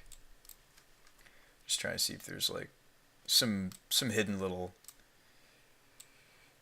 synergy that have to do with 1/1 creatures. It might need to be like whenever 1/1.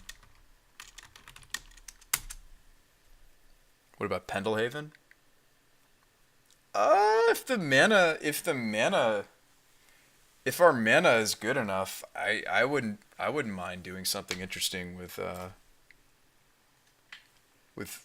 I mean, if the Pendelhaven is free to the mana base, absolutely. Yeah, if only the mana base is free, right?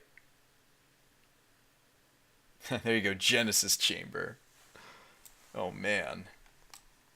I don't think I'm putting it in there. I'm thinking about it.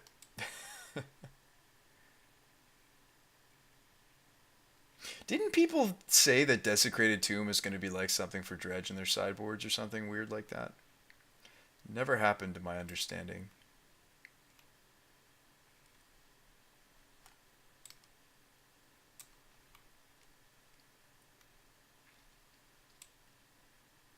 I don't know if there's like a lot of little synergies out that have to do with I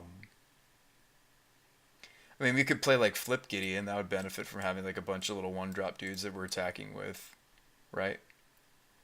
Uh, or Origins Gideon. That might be interesting to do. Just for if we're in the universe of thinking about like a one-drop dot deck. Oh, oh man, it's starting to hit me, guys. I'm really tired. We need to find another stream for me to send you guys to. I think I'm at that point. Hmm. But yeah, I could get behind.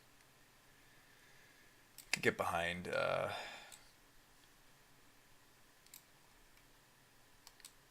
I mean, the thing is like these are great in the early game. Like there are a lot of relevant instants and sorceries in the legacy format. The hard part is, are we ever pumping Wanderer? That's my first thought. right? Are we ever pumping Wanderer?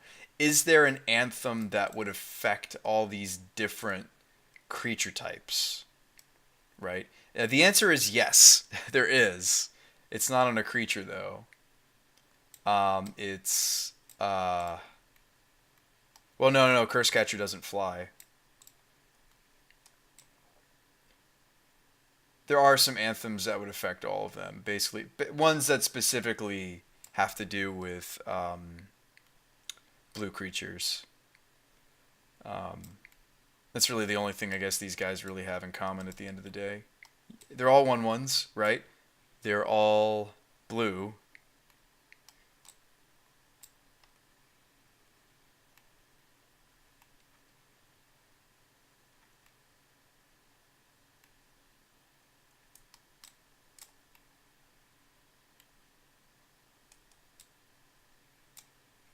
All right, so we didn't really find anything. So let's see, Pendelhaven.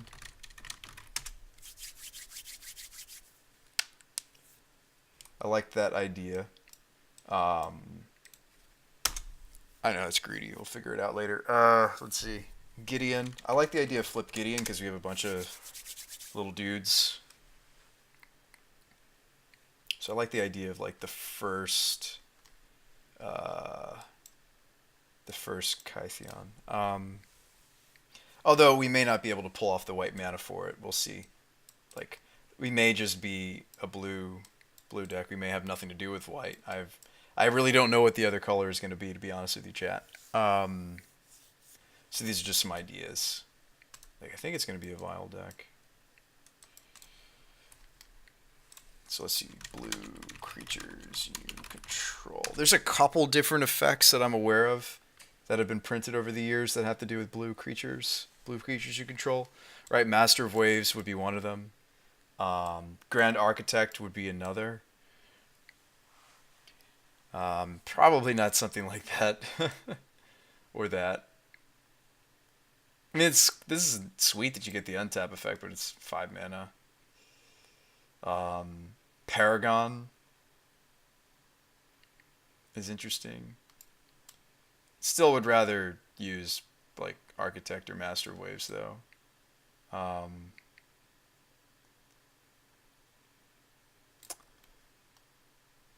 That's about it. Yeah, 6.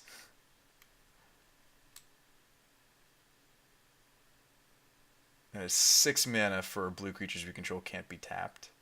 Can't be blocked. Thistledown Liege, I actually could get behind. It has flash.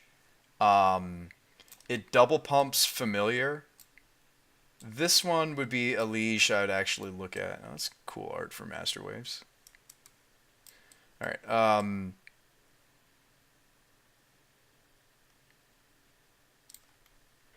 Lawan is hilarious, by the way. I've seen this used in painter decks. This is the Cephalid legendary that says when he comes into play, return all blue creatures your opponents control. Sometimes he works just in the legacy format without even a painter. But if you play this with painter, you name blue, you return all of their dudes to their hand, and then they can't replay them. This card's actually pretty cool. I wish it was a little less mana, obviously.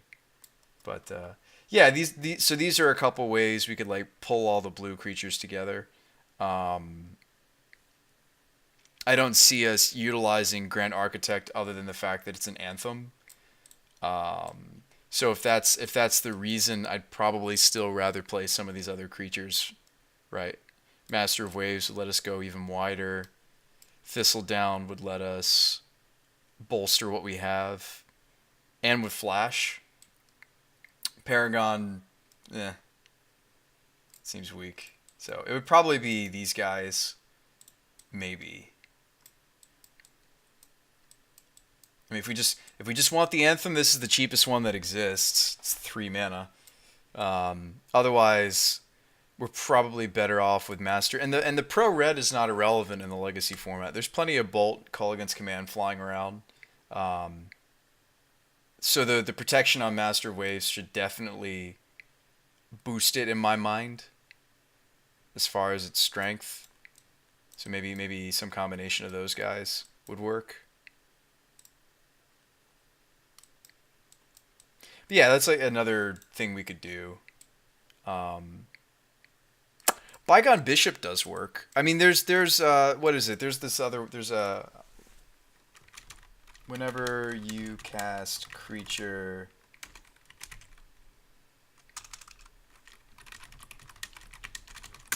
Rid of mana cost. There's a better example of that. What is his name? He's the 3-drop in white. I don't really remember the name of the card, but there is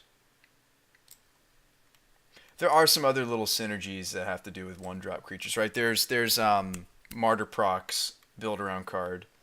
Um, Proclamation of Rebirth comes to mind. I think it's Mentor of the Meek. Yeah, Mentor of the Meek. So there are some, yeah. So this is the power 2 or less enters. You can pay 1 if you do draw. So the benefit of Bishop is we can cash in those clues later, whereas Mentor does not. So, but either way, it's kind of expensive to get those extra draws. I mean, Bygone Bishop's obviously the better body. It's flying. So these are ideas. These are all like draw engine potentials for this. What about Pride of the Clouds?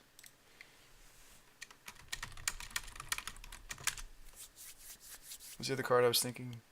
Oh, Proclamation. Huh, it's cute. I mean, the whole deck concept would be cute, you know. And like again, what I said earlier, like Gregory Hatch, the original builder of like, I actually think when he built his list, let's see if we can find it. It was like Gregory Hatch, Sky Hussar, yeah, Mono Blue Martyr. This is from a while back, but this was such a cool deck. But he was doing some wonderful nonsense with the Niv Magus Elemental. I think he was playing this deck before. Yeah, so he was playing the deck before Mausoleum Wanderer got printed, actually. So it's funny to think about that. Okay, so he was playing things like Ninja, Scab Ruinator. Holy hell!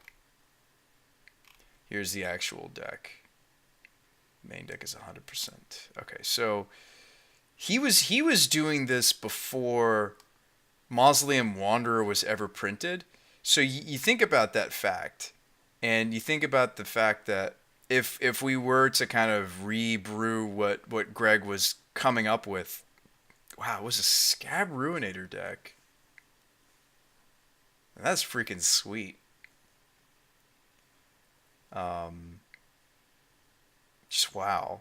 And like things have changed, right? Like Submerge isn't nearly played as much as it was back then. I mean, this is like what? This was 2013, 2014 when he did this.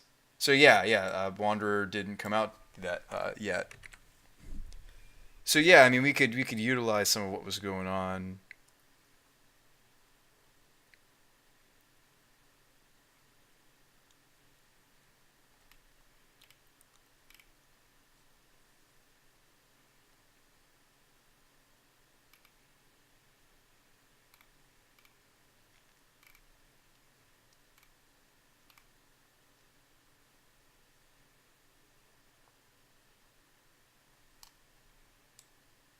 Yeah, so like we could literally take this take this archetype on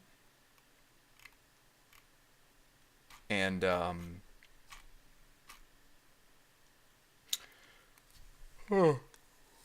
give it a little bit give it a little bit of TLC, a little bit of love.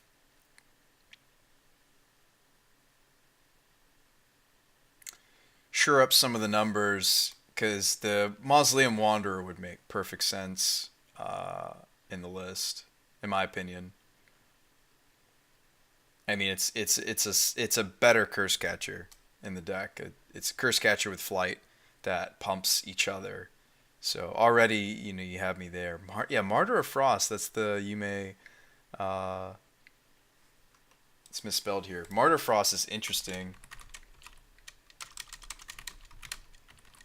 You can pitch it to kind of get like a mana leak effect, but if you're drawing a lot of cards, it can counter bigger cards. I've misspelled Martyr as well. You guys ever seen that list? You should definitely, if you haven't seen the list I was just talking about, you should go and watch. In my opinion, I would recommend that you watch. Martyr Frost. Reveal X blue cards. You can counter something for X. So I mean, we could kind of utilize what Greg had come up with all those years ago. Try to update it to the current metagame. People were calling it mono blue Martyr, apparently.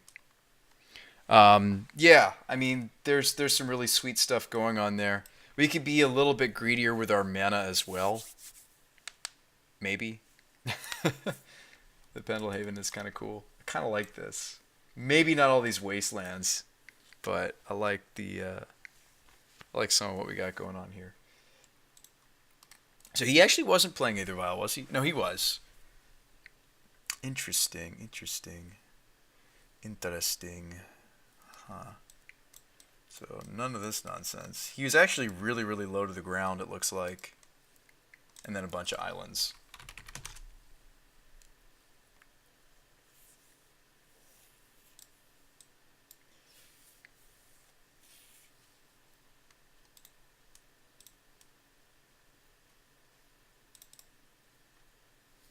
So his list, according to what these guys are saying,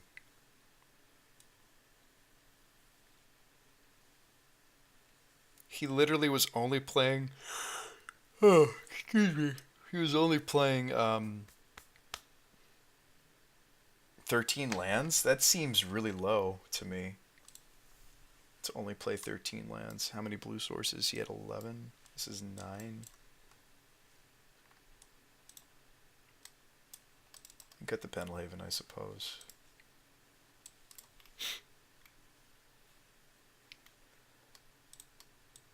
I mean, I wouldn't even know where to start tuning this thing. I think that Wasteland's in a really good position at the moment, though, so I might be okay playing extra copies of Wasteland. I think I had another of these unhinged islands. I have a couple in foil form. But, yeah. Now, it's interesting that he decided not to play any fetches. He just was literally just straight up playing islands. I mean, it's not a brainstorm deck, I guess. If you wanted to thin, that'd be a reason to do it. I might want the fetches to thin just because I'm adding the extra wastelands. So if I'm looking at more like a 15 land deck, 14, 15 land deck, but the wastelands are just here to function as such, it might make sense for me to play fetches. Just kind of a menagerie of different blue fetches. I also feel like he could have splashed a color. And it wouldn't have been detrimental. I understand that it's a back to basics deck, though. Although. And I know it's not like we're a brainstorm deck. So he was only playing 2 Aether Vials. It seems crazy talk, but I like it.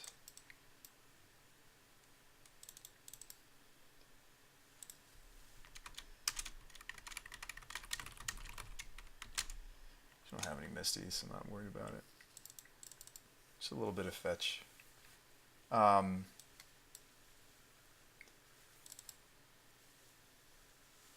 Flusterstorms. So one of the wombos that he's got going on is he was main decking a ton of flusters, and he was playing Niv Magus Elemental. I'm trying to figure out what his flex slots were. Gosh, this guy even had Disrupting Shoals in this thing. Wow.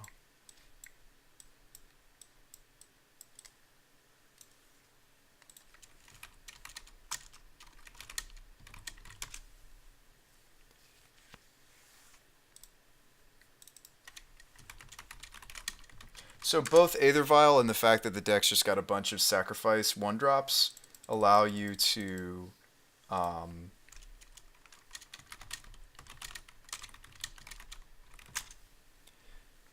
wow.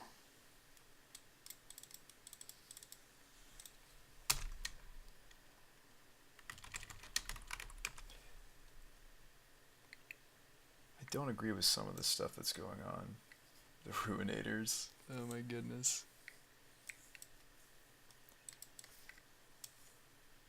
Fascinating deck, right? Hussars.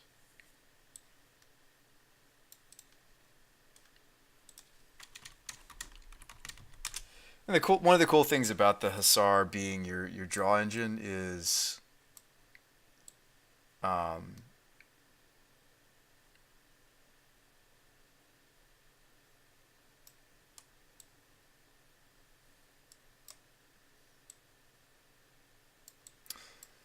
sorry, I'll finish that thought, guys. Give me a second. I'm gathering my thoughts.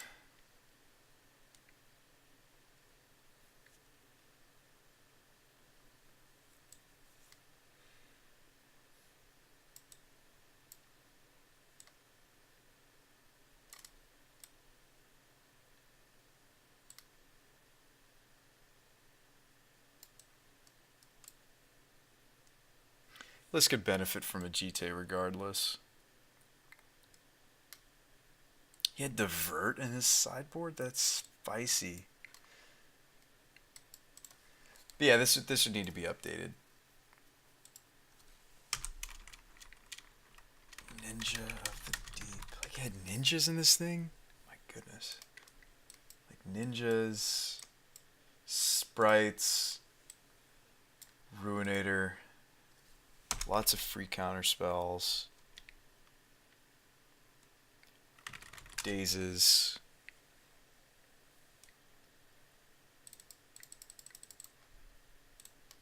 This is a spicy meatball right here, chat. I'm just trying to get inside. Now, for those of you that don't know Gregory Hatch, definitely, like I said, recommend watching some of his videos because the man was in his heyday definitely a genius deck builder.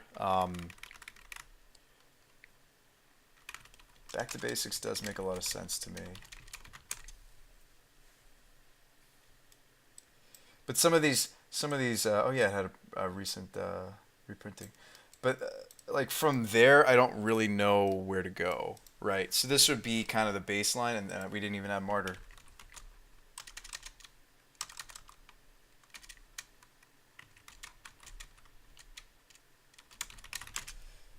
I really don't know how to spell the word Martyr for some reason. Martyr of Frost. But see, this might be, if we're just intent on playing a Mausoleum Wanderer deck, there we go. This just might be a better home. So a bunch of free pitch counter spells. Like a literal ton of free pitch counter spells, actually. A ton of 1-drops. So we do, this deck would very much care about Chalice of the Void. That worries me. Yeah, it would. Like you can't shoulder counter that. You'd have to have force. That's spicy. I know I've said it's spicy over and over again, but still, we're not paying mana for this. We're tapping creatures. And right, of course. So we're over a few cards, being that I added the extra wastelands and I added what we have. Like this isn't even me adding in some of the extra spice that he had. He had some like bounce going on, etc. So we're still 4 over. We could cut Ruinator. We don't need to see a second Sky Hussar. I understand though it's part of the engine, but we don't need to see a second one. You could also argue that we don't need this pile of Flusters, although they kind of work in tandem with the Niv Maguses. So I wouldn't necessarily cut there. Places that I would cut though, I would maybe consider cutting a Ninja. I would maybe consider cutting, even though it's really important to the deck. Nah, I shouldn't do that. I would maybe start to cut on like disruptings at that point. At this point. And then from there, you'd have to flesh out the sideboard, but it wouldn't be too hard to do. Was this also pre-True Name Nemesis? I think this was pre-True Name Nemesis.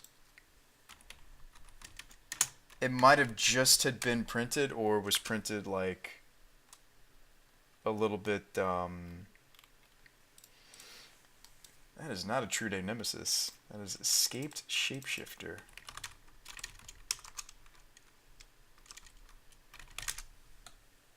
But yeah, like maybe that's a sideboard that we want to do. A sideboard plan that we want to have is True Name. 2 or 3. Some number of True Names.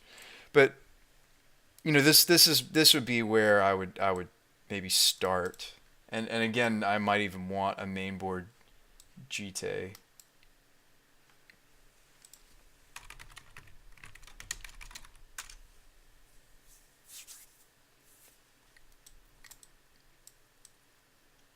Might want a mainboard GT and then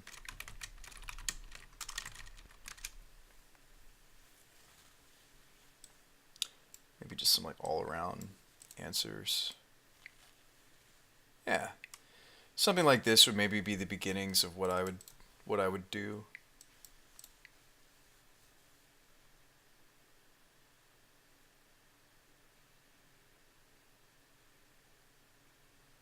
What's up, House of Cicada? How's it going?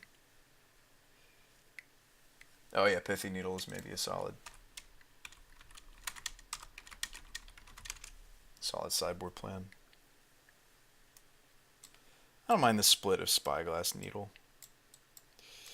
So yeah, maybe something like that would be where I start. But this would be a cool concept. So yeah, like a mono blue Gregory Hatch update.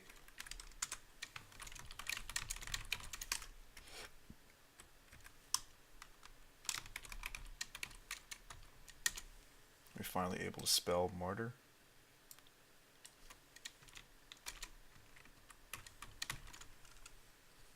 Just like an updated mono blue Martyr might be cool, because there have been some cards that were printed since he built this, that would maybe make sense.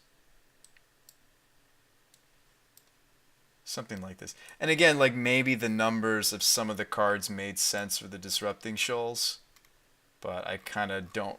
I guess I'm not respecting Disrupting Shoal as much as Gregory did.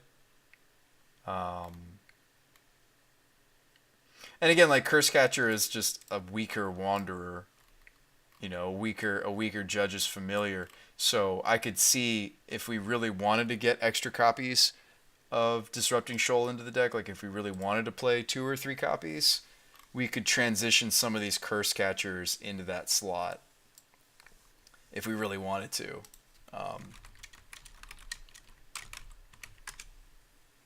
Or maybe the Ninja is really, really important to the deck as well. Like the 3rd copy of Ninja is really important, so maybe we cut 2 Curse Catchers and that gives us 2nd Shoal, 3rd Ninja.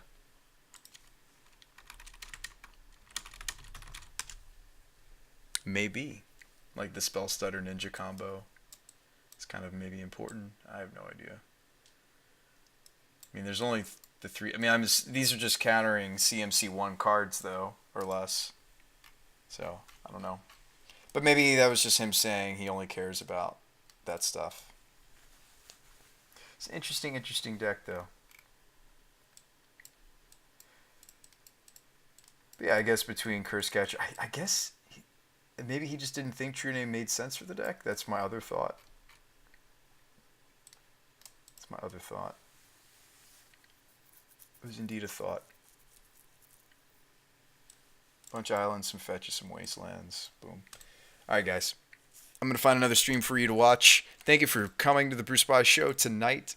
I know, I kind of went off on a tangent. That happens sometimes when we're building decks. let's go back to the original deck and see how far we've drifted. This is where we was not too long ago. This is what we were doing. Oh, and then we learned that Threads is not a legal target for the Wisps. I thought we made a few other copies of the deck then.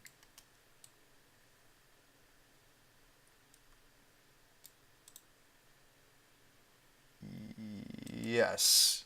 Okay. So this is where we ended up actually in the end. And the reason is because those other auras were not legal targets is what happened. Do I think this is sweet? This take on the deck? Absolutely. Do I think it's better than just straight up playing like a Stoneblade variant? No. I think that's theoretically still better. And beyond that, I think while we did our best to try to make this card work, I think that the games that we won, we were certainly carried by the power of things like Chalice and Legacy, Chalice backed up by Force, etc. Um,